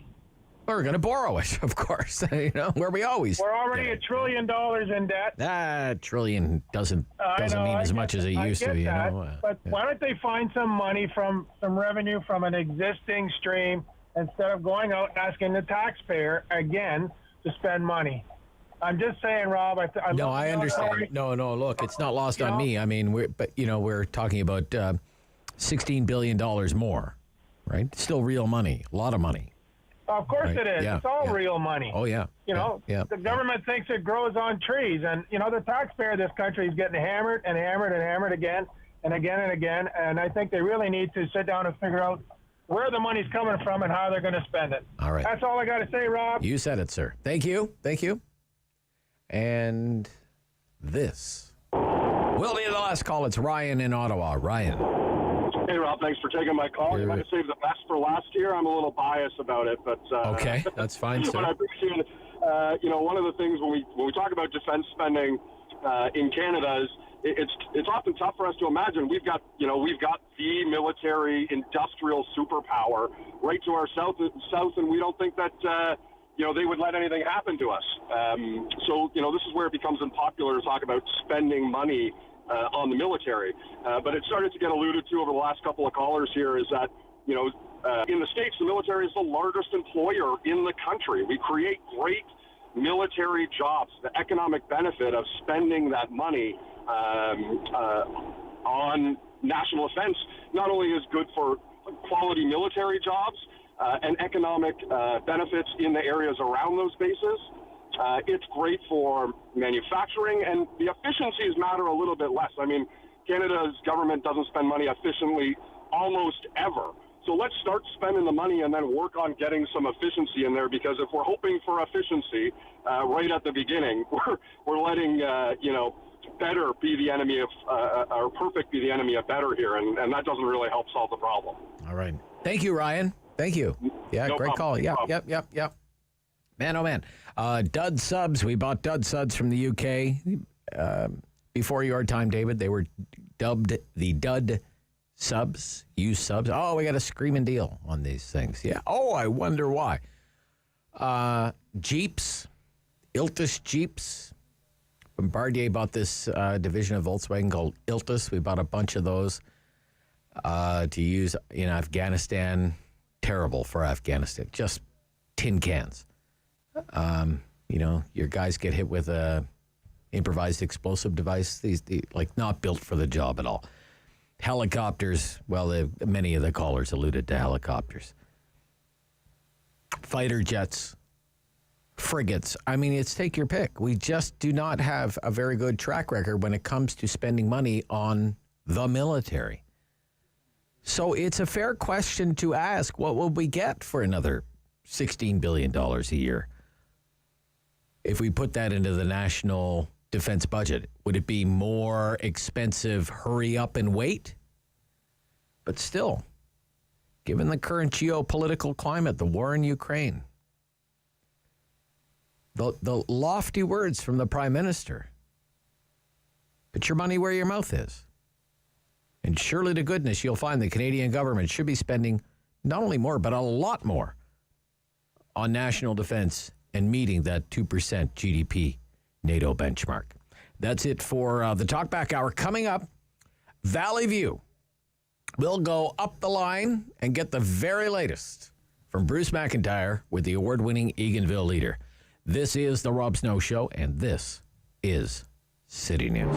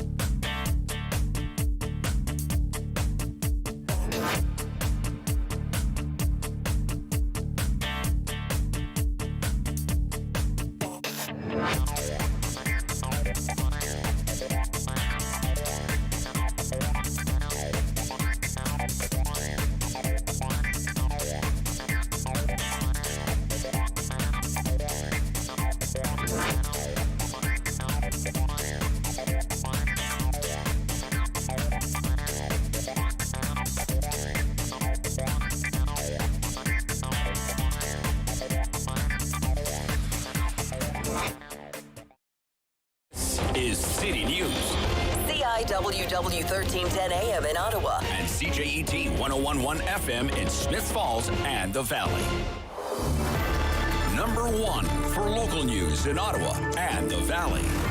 This is City News, now on 1011 FM and 1310 AM. It's Wednesday, March 9th. Good morning. I'm Andrew Boyle. Right now in Ottawa, -1 in Smiths Falls, 1 degree. And here's what's making news in Ottawa and the Valley. People who live in suburban Kyiv are leaving their bombarded neighborhoods and making their way across a temporary bridge, a makeshift bridge, offering the only way to escape the Russian shelling. A member of Ukraine's territorial defense force says a ceasefire is giving them at least a short window of time to move people out. In addition to the humanitarian crisis, there are fresh concerns about the safety of Ukraine's nuclear plants After the decommissioned Chernobyl site was knocked off the power grid earlier today, it was forced to switch over to generators. Our Prime Minister is pledging more military aid to Ukraine as he continues to meet with European allies to further the planned response to Russia's invasion of Ukraine. Here's City News Parliament Hill reporter Cormac McSweeney. As Ukrainians continue to try and fight off Russian forces, Prime Minister Justin Trudeau says more military assistance will be coming from Canada. It's an additional $50 million worth of equipment that we will be sending towards Ukraine to help out. Trudeau making the announcement after a meeting with the German Chancellor in Berlin. The equipment will include drone cameras made in Canada, but Trudeau acknowledges, given the security situation at the border, there have been logistical challenges in getting the military aid into the hands of Ukrainians, something he says all allies are facing. Trudeau also announced he spoke with Ukrainian President Volodymyr Zelensky, and he accepted an invitation to make an address to a joint session of Parliament.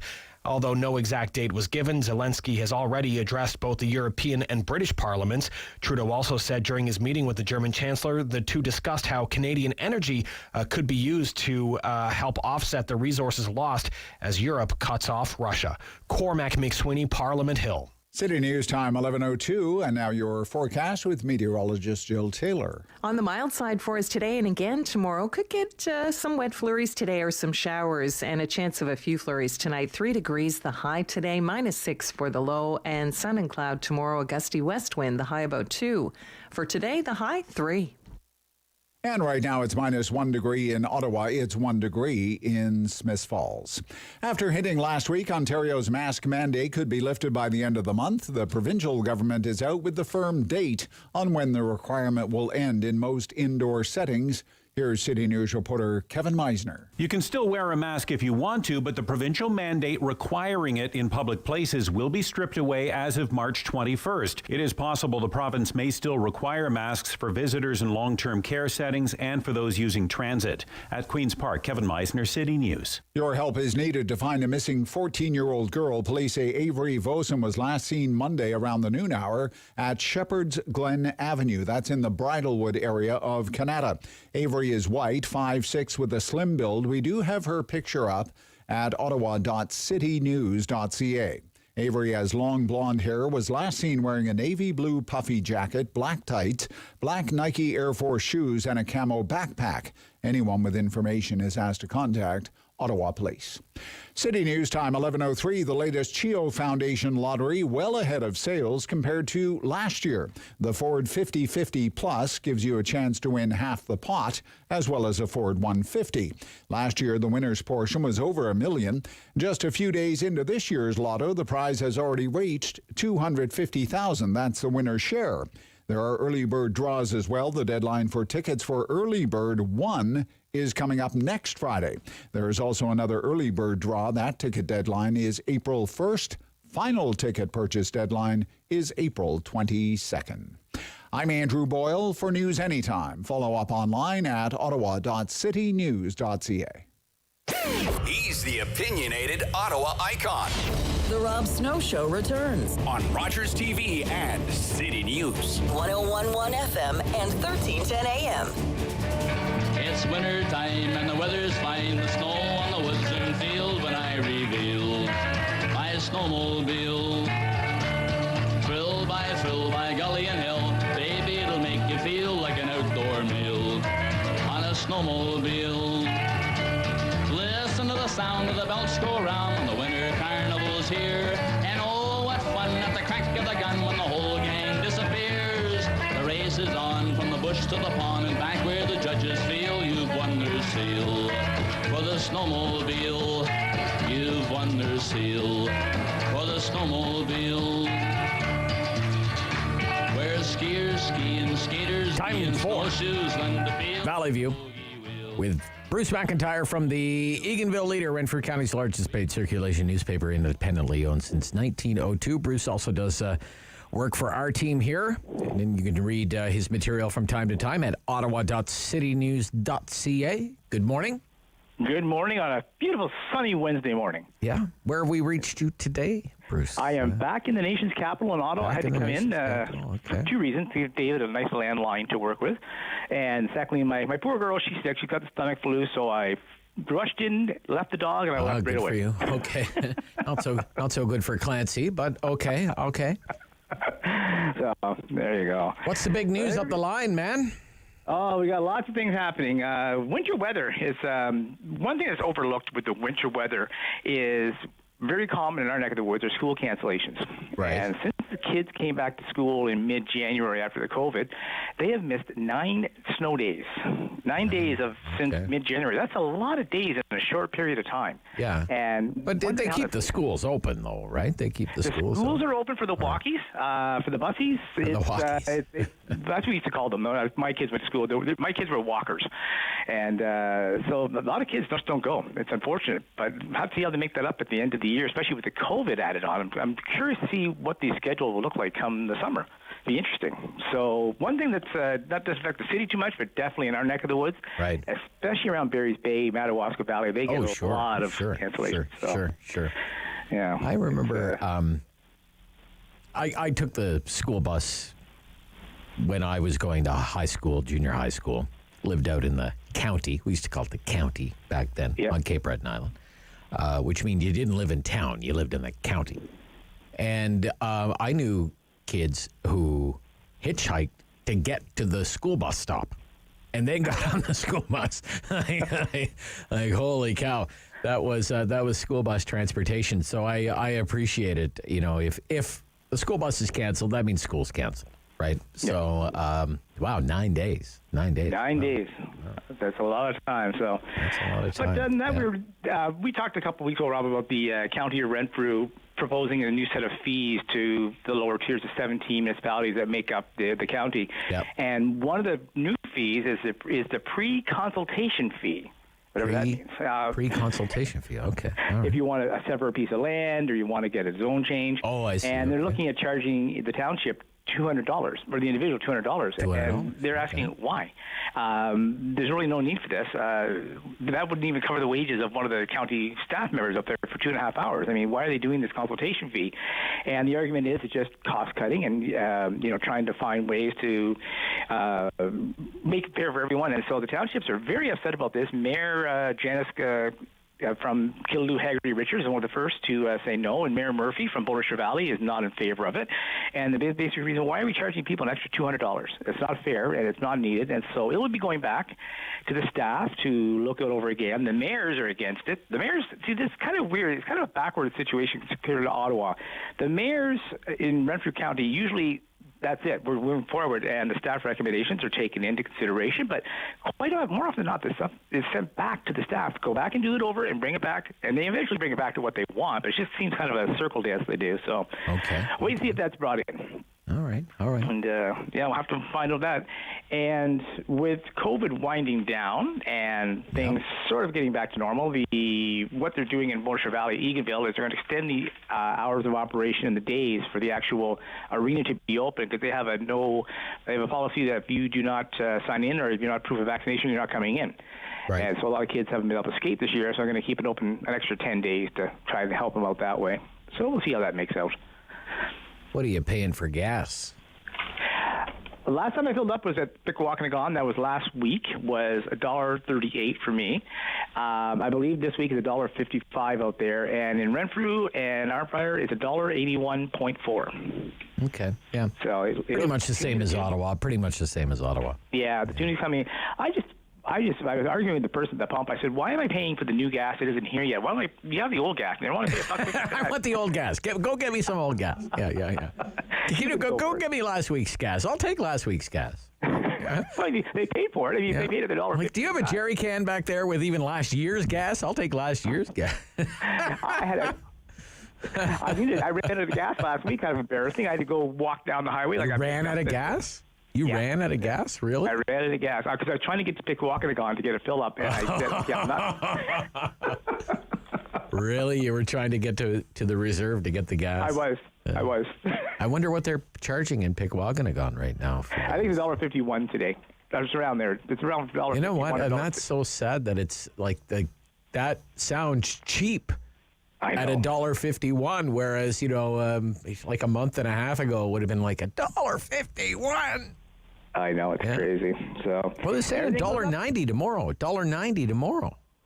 Thanks, Rob, for the midweek. So fill up tonight on your $1.80 gas. So what's Bruce, go ahead. With COVID winding down as well, some of the things are being relaxed. For example, Killaloe, Hagerty, Richards, they made our headlines a couple of weeks ago when they suspended the 6 firefighters, volunteers, because they didn't have vaccination. That's right. So they've gone back and rescinded it, and it's now no longer required. They realize that putting out fires are a bit more important than the needle in the arm. But isn't that interesting? Okay. Yeah, they rescinded it. Interesting. They did. Yep. Okay. What are you hearing about the fatal snowmobile collision in Killaloe? What's not much. It happened on private property.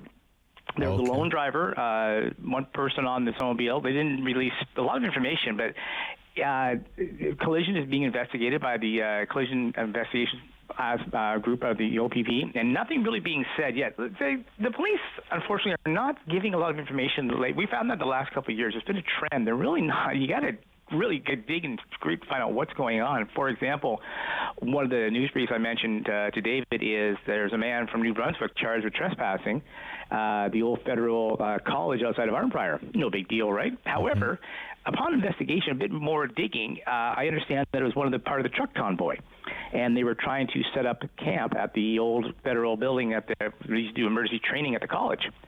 And so they had to clear a few of them out of there. There were others there as well, and that was not contained in the LPP release. So we did some digging. I said, why are they charging a guy from trespassing? Is it a squatter? What's going on? And upon some digging, yes, it was. I can't confirm it, but it looks to be part of the convoy. They're trying to set up camp there. Oh, really? Okay. Wow, yeah. So you dig. That's how you find these things out. Yeah. That's interesting. And we have some stolen cars that were recovered all the way over in Gatineau. They were stolen from the Renfrew Whitewater area. Wow. And there was a resident called in to a suspected impaired driver just outside of Ottawa. They pulled him over, and he was in fact impaired. And he was a number of offenses he was charged with. In addition, they realized the car was stolen, traced back to Renfrew, and it was actually over in Gatineau. We drove it over. So, yeah, I guess that little bridge to Gatineau is more than just tourists. Yeah, your paper, it has an interesting editorial this week. For firefighters. The editorialists, it's about firefighters.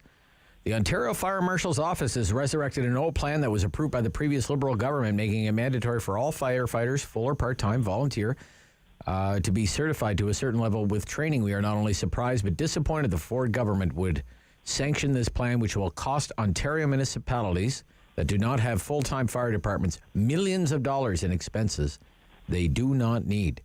Upwards of $10,000 for firefighters. So, and plus, the firefighters don't want to. They don't want to go to Ottawa, or Toronto, or Kingston for training. They work. They work full time. Right. Yeah. They just don't have time. They can't take a week off work.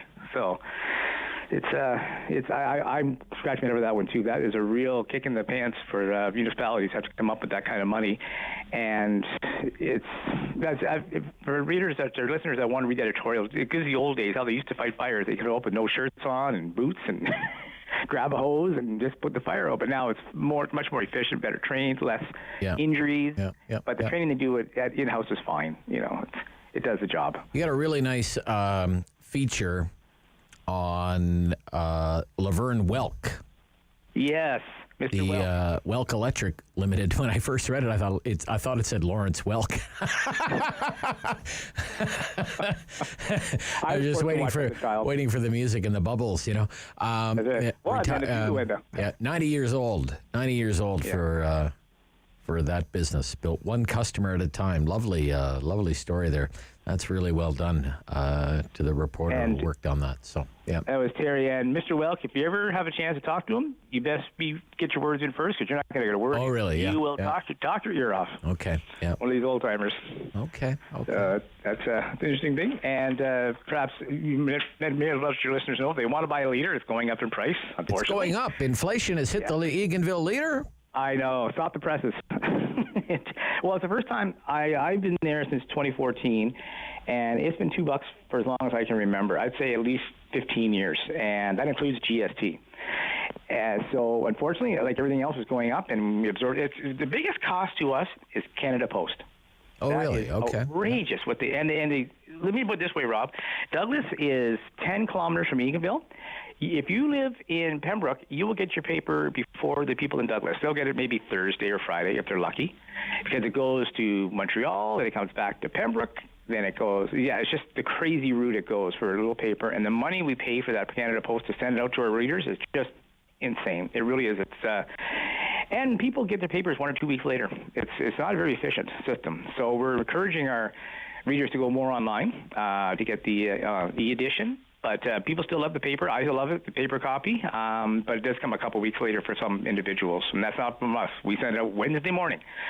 So, unfortunately, it's $3. So we're going to call Canada to see the Mint down there if they can create a new $3 coin for us. Yeah, wouldn't that be handy? That would be handy, yeah. To make it efficient. So, yeah, we'll see if that can work out well. And I'm looking through some of your ads. I always like to look at the ads in the Eganville. I know you do. Not so many want ads, but a lot of requests for tender. It's that time of year. Yeah, that time of year. Department of Public Works and Engineering for the County of Renfrew. Pavement marking. Looking for pavement markings. What else do they have here? Requests for tenders. Renfrew County Housing Corporation.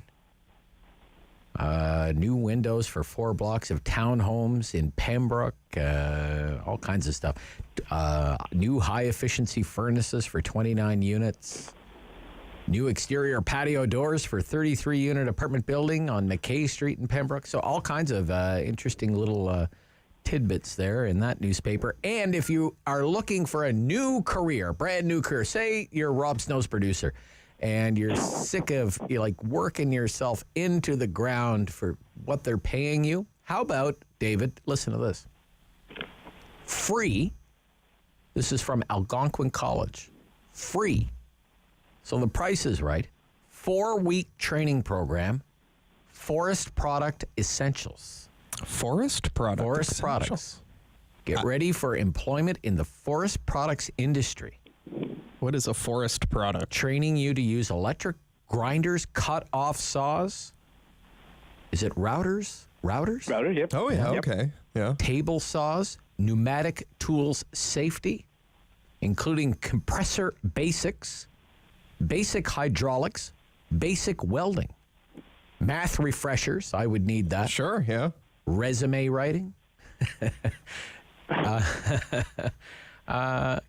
20 days. And you're for free. For free. Go play with some power tools for free. Why not? Right?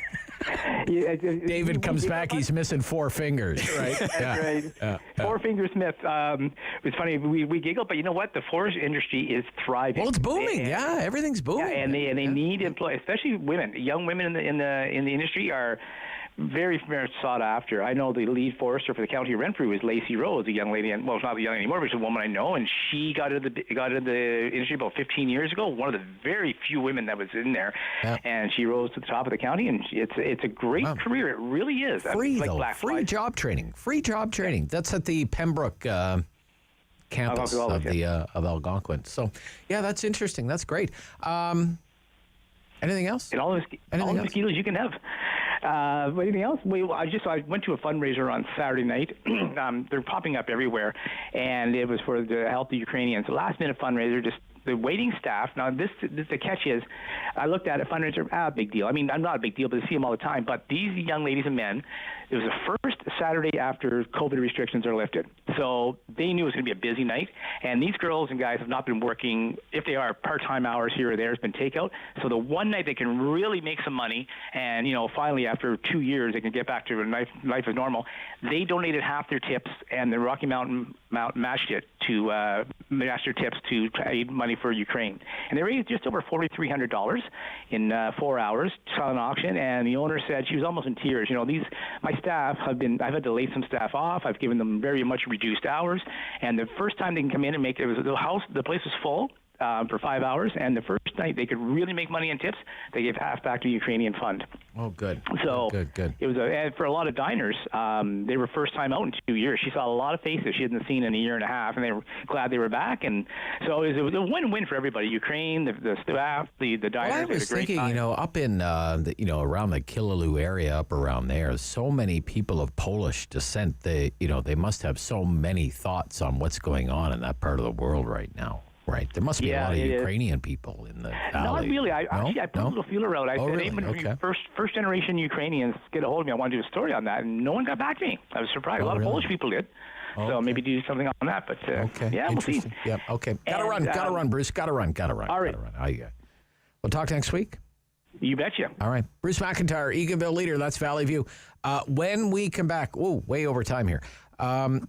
David Jeans with Transport Action on the light rail inquiry. This is the Rob Snow Show on City News.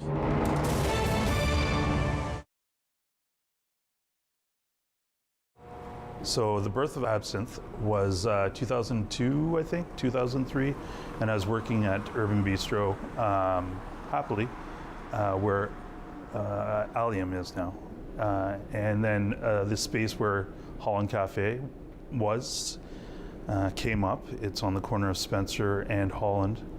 And I spoke to the landlord, and there's a lot of interest from a lot of other people, but he and I just, got along super well, and he put a lot of faith in me. So Carmen Turner is his name. He gave me the lease to the place and really pretty much gave me all the equipment in the place. I was really lucky. I've been really lucky with landlords that way, actually, both my current landlord and Carmen Turner. Because if there hadn't been Carmen Turner, there wouldn't have been absinthe. So we were there for a few years and just sort of outgrew the place. And then now we're here. It's obviously been tough, and it's been tough for everyone. I mean, that's been the big democratic sweep of in restaurants and the hospitality and the arts that we were talking about earlier. It's like everybody's been impacted pretty much the same. From everybody that I talked to, we're down 80%. We're climbing out now. I think one of the saddest things is we went down to 2 employees from 25, and we're now at 4, and we're bringing 2 new people on this week, so we'll be at 6. So it's little steps. So it's been tough. It's I've got the most expensive clubhouse ever here, because some days you come and you don't do any business, but you're here. But I'm grateful for what I do have. I think everybody's optimistic now, not necessarily just about the vaccine, but about the vaccine, spring, being able to be outside. I think you're going to see a lot of pop-up things happen in parking lots and on sidewalks and all, and like that, rather than being actually inside somebody's commerce. I think we'd like to take it outside. I know my staff would. My staff like the outdoors now, all of a sudden, all 4 of us. 6 soon. But we'll be doing some business in the patio in the parking lot, and we have a patio out front. And I hope other restaurants and stores will do the same. I hope that they take advantage of the sidewalk and doing sort of, guerrilla marketing and stuff like that, and really shaking it up a bit. You can find us at Absinthe Cafe at 1208 Wellington Street West in Hintonburg, and you can find us online at absinthecafe.ca. Strong opinions. The Rob Snow Show returns on Rogers TV and City News. 101.1 FM and 1310 AM. A pair of Ontario politicians join me after the 11:30 news. Steve Blais is the Liberal MPP for Orleans, former city councillor here in Ottawa. And Monte McNaughton's the Minister of Labour in the Ontario government. One of the things we're going to talk about is the end of the mask mandate, March 21st. David Jeans joins me now, Transport Action Canada. Good morning. Good morning, Rob. Good to talk to you again. So the LRT public inquiry hearings have been announced now, and Transport Action Canada is the only independent group granted full standing. What does that mean? Well, I was a little surprised at that, but we are an appropriate organization to present a public viewpoint at these hearings. We've been doing this as an organization, and I myself, since the 1970s, and on light rail specifically for the last 25 years. So this is really nothing new for us in terms of participating in government consultations and inquiries. Okay. What do you want to know? Well, I'd like to get answers to a lot of questions. Why was the system put in service when it clearly wasn't ready? Why wasn't enough planning done for winter operations? And why did we go with a completely new and untried design of something as critical as the bogies on these trains, which is a new design for Ottawa that deals. We've had all kinds of problems with the gearboxes, the wheels cracking, the derailments, and brake problems. So, why were these things done in the way they were? Okay. In your experience as someone who has covered transit and transportation-related issues, as you say, for decades, have you ever seen a transit project like this one, so beset with so many problems, David? No, absolutely not. I mean, there have been plenty of major problems occurring on other transit systems. Many of them have to do with aging infrastructure. The buried electrical wiring in subway tunnels just failing because of extreme age. But this was a brand new system, and there's no reason why there should have been so many failures and so many different types of failures with the track, with the overhead power, with the trains. Even things as simple as the steps in the stations being too slippery in winter. Okay. You don't think there was corruption involved, do you? Corruption of public officials? Well, that's a question that the commission may look at, but it's not one on which I would have any opinion. I'm here basically as a person with experience in an organization with experience in public transportation. Right. So, although I'm aware of some of the issues about how the procurement was done, my main focus is on the technical decisions and the planning decisions rather than the procurement process. Okay. Now, how confident are you? I mean, there have been a few minor, say, issues lately with the light rail system. How confident are you that they seem to have their act together now? Well, we're still getting a lot of failures. One of the other people who's been given partial standing, Justin Kelly, is still tracking the number of Confederation line outages. And, even yesterday there was a train that was out of service, blocking part of the line for 2 hours in the morning rush hour. So we're not back to a really reliable operation yet. Okay. David Jeans, thank you for your time. You're welcome. All the best. From Transport Action Canada, Steve Blais. He's a former transit chair here in Ottawa during his time as a city councillor. That's coming right up. This is the Rob Snow Show on City News.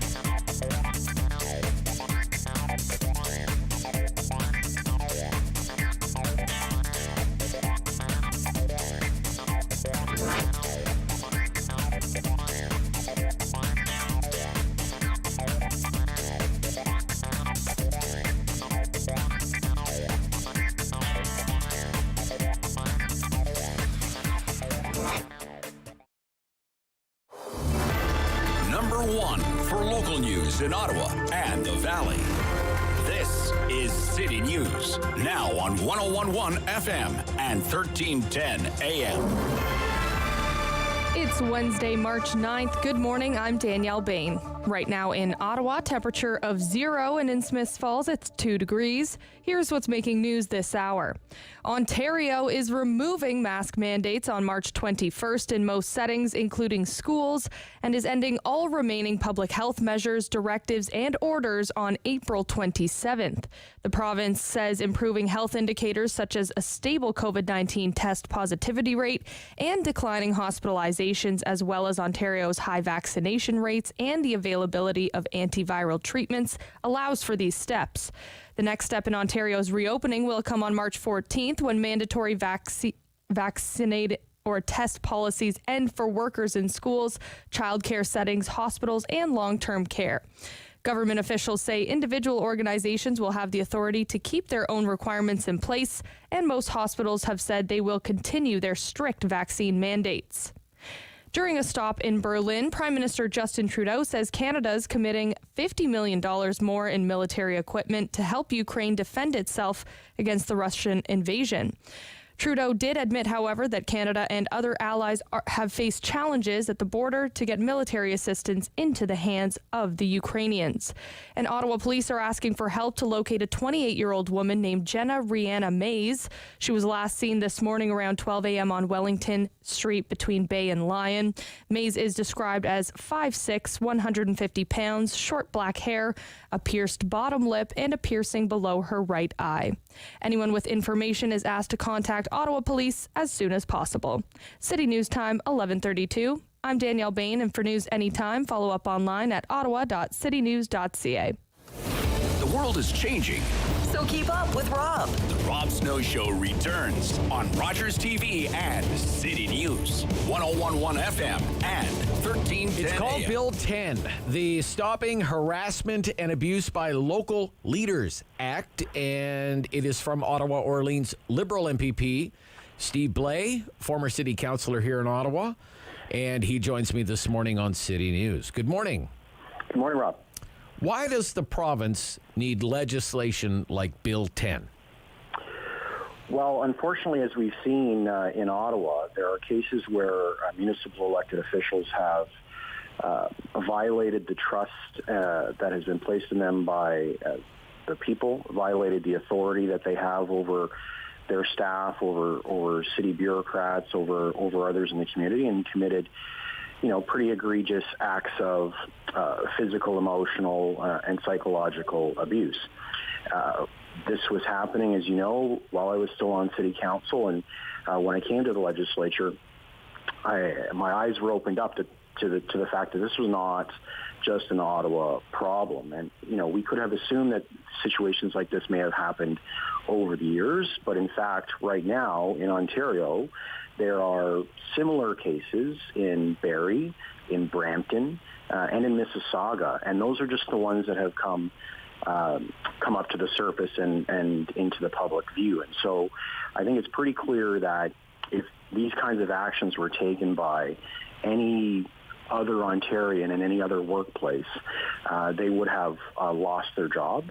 And I think it's important for our elected officials to be held not only to that same standard, but in fairness to a higher standard. And at the moment, there is no real process to have a municipal elected official lose their job, and that's what this bill will put into place. Okay, I know you've worked on it for quite some time now, born out of the egregious behavior of the College Ward councillor, Mr. Shirelli. So what is the status of the bill now? So later today, the legislature will be debating it at second reading.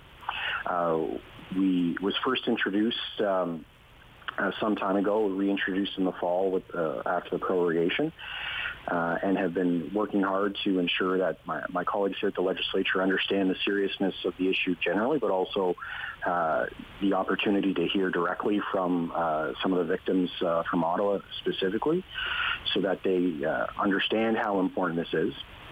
The government, as you might know, has done some of their own consultation on this over the course of the last year.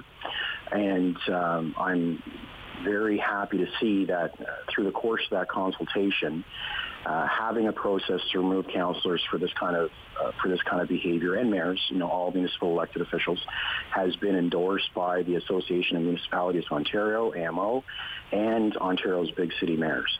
So I think there's broad consensus amongst stakeholders. I think your listeners and most residents would agree that if you do these kinds of things, you should lose their job. And I'm very hopeful that the legislature will pass it at second reading tonight. Yeah. Because the clock is ticking on the legislative session, right? There's not a lot of time left. You're absolutely right. There's not a lot of time left. And in fact, you can start registering for the municipal election in a couple of weeks, almost right as the legislature ends. And I think it's important that obviously this legislation get passed. And so in addition to asking the government to, and all members of the legislature to vote in favor of it this evening, I'll also be asking that they fast track it through committee into third reading so that we can get it passed before the election. Okay. You're an opposition MPP where the governing PCs have a majority. So what have the PC MPPs said about possible support for your bill? Or what does the voting history say on first, for example? Sure. So, it passed first reading. Most bills do. I understood that the government was working on their own legislation after their almost year of consultations, and for whatever reason, they've chosen not to bring their legislation forward. From my perspective, I don't care if it's their legislation or my legislation. Okay. I just want this kind of framework put in place so that these elected officials can be held accountable for their actions in a fair process. It would require an investigation. It would require a judicial review by a judge, and there would be enough process around it to ensure that everyone had their fair hearing. I'm very hopeful that the government will support it this evening at second reading. I think we have a little bit more work to do to convince them to fast track it so that it actually gets passed into law before the provincial election begins at the end of April. Yeah.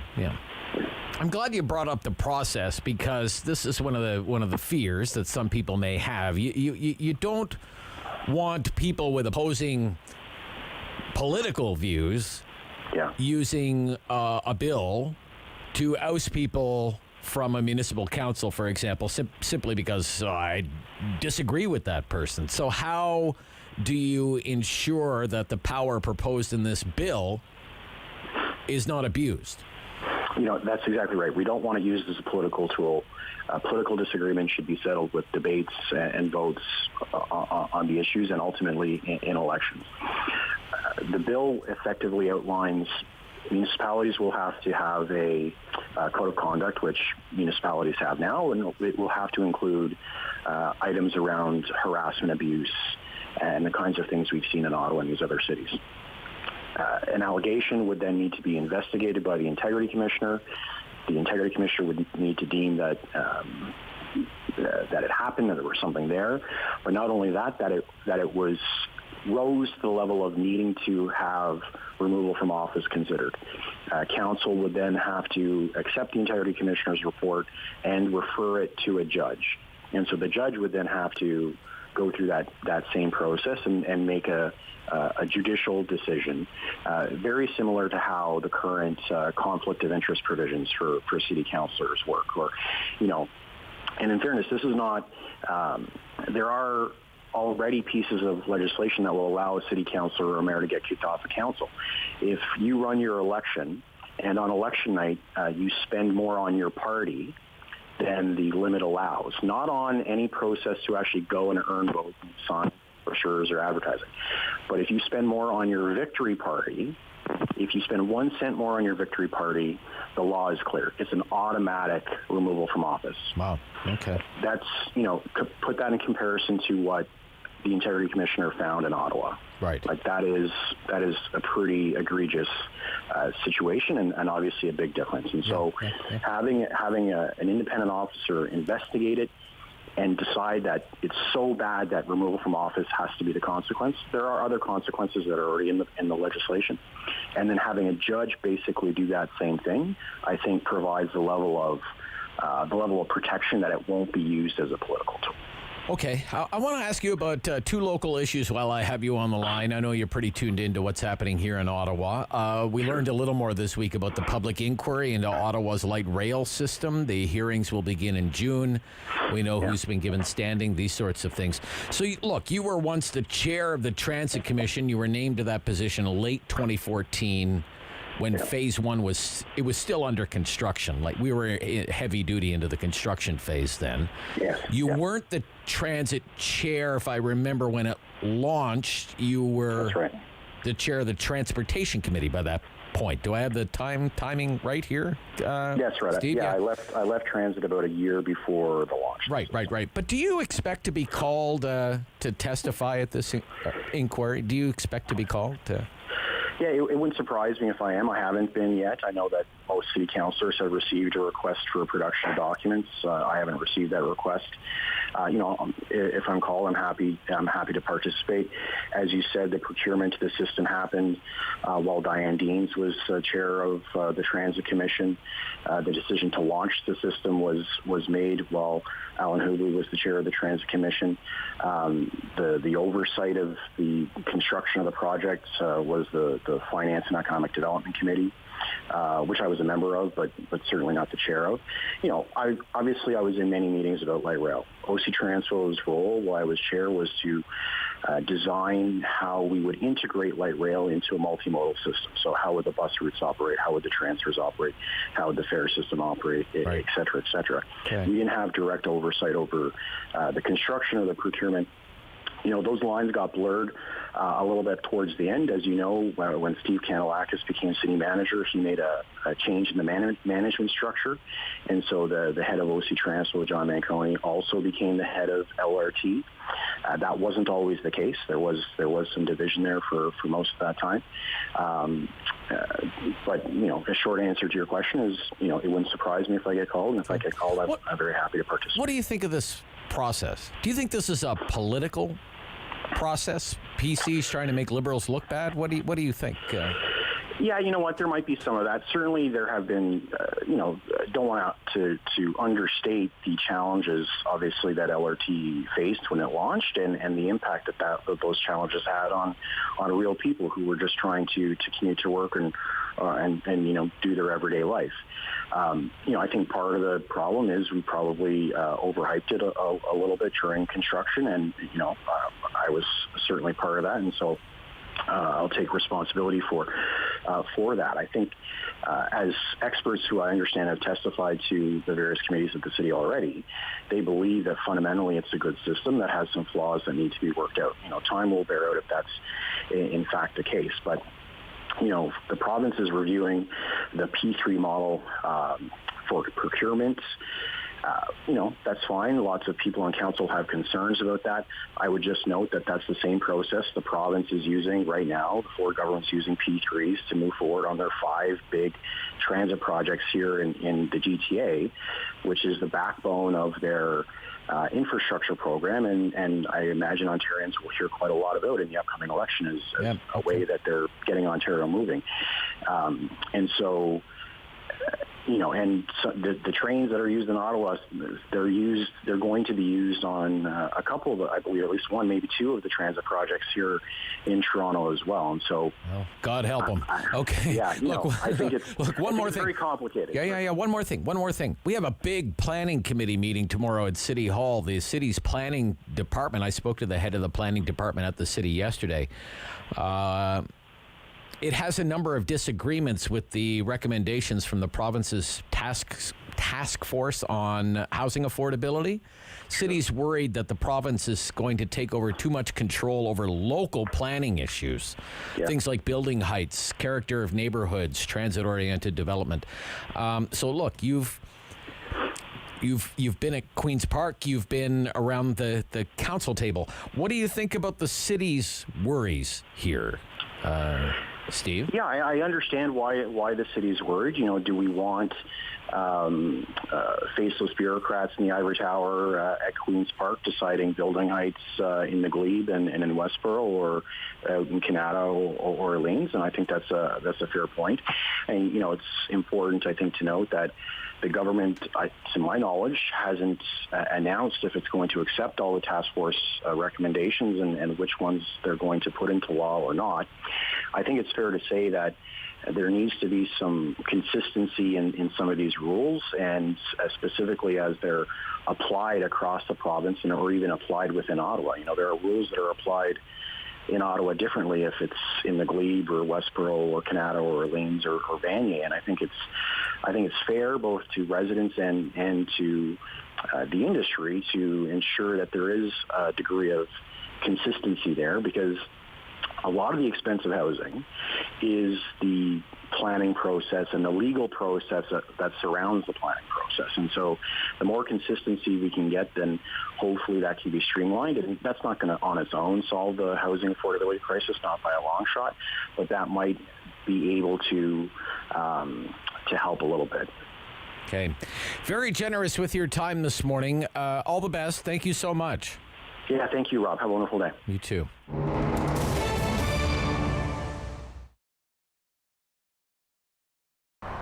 Well, we're celebrating our 43rd year. It's still family operated. We're in our second generation. We, pre-COVID, we're at about 1,000 employees. We have 20 stores from coast to coast in Canada. We do our own manufacturing. Right here in Ottawa, we have about 160 people that support Canadian-made manufacturing in addition to our retail stores. Taking you back to mid-March and the impact of the pandemic on Lee Valley. Lee Valley was actually in a tough spot. We had just launched our website a few months prior to that, and we were going through, a fairly typical deployment dive where your customers retract as they adjust to the website. And then under stress already, this pandemic hit. And in the early days, it was pretty critical. It hit us really hard. Stores were closed. We weren't sure what to do, so we had to go right into survival mode. As a result, we had to take our workforce almost back to half of where we were at because the stores were closed, and with 20 stores, that's a big retail workforce.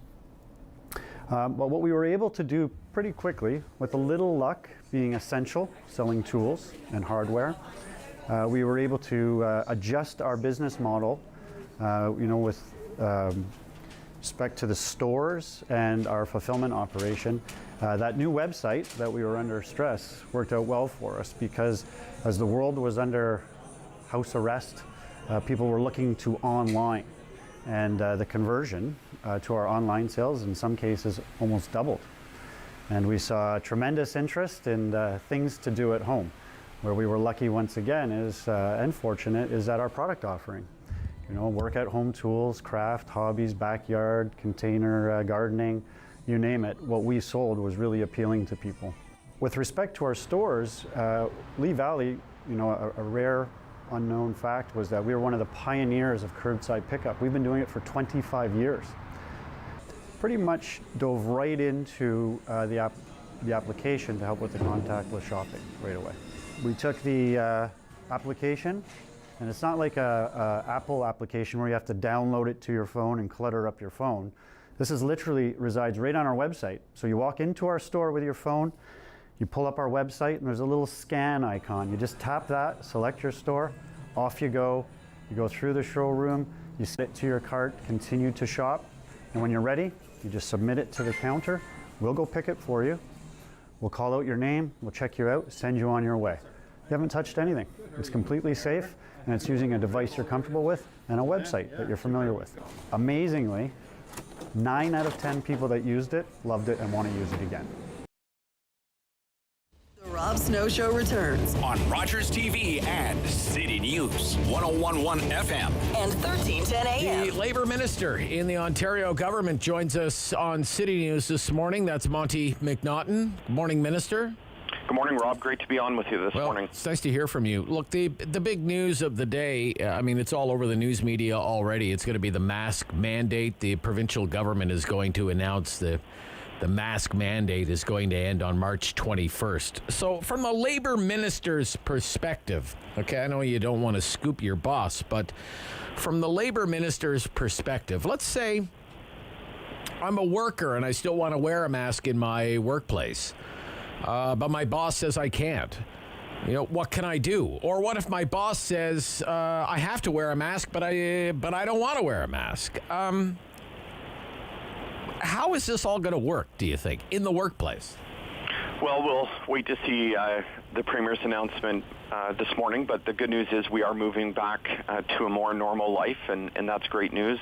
All the businesses are reopened, the restrictions are being lifted, and it's because of the people of Ontario working together the past couple of years that we've gotten this far.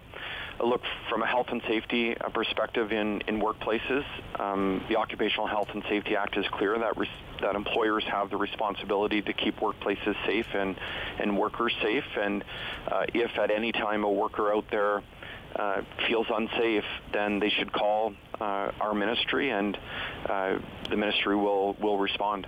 Okay. Our armed forces are top of mind right now, given the gravity of the situation in Ukraine, as I'm sure you can appreciate. According to reports, your government is going to announce new legislation that would expand protective leave for military reservists on domestic and international deployments. Can you give us some details on that? Absolutely. This is a major component in our Working for Workers Act 2 that was introduced at Queen's Park. We want to ensure that those women and men who are stepping up to serve Ontario and to serve Canada have job-protected leave.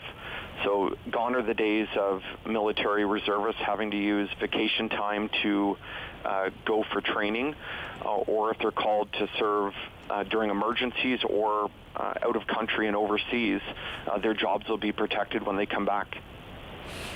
Okay. So what is the status of that right now?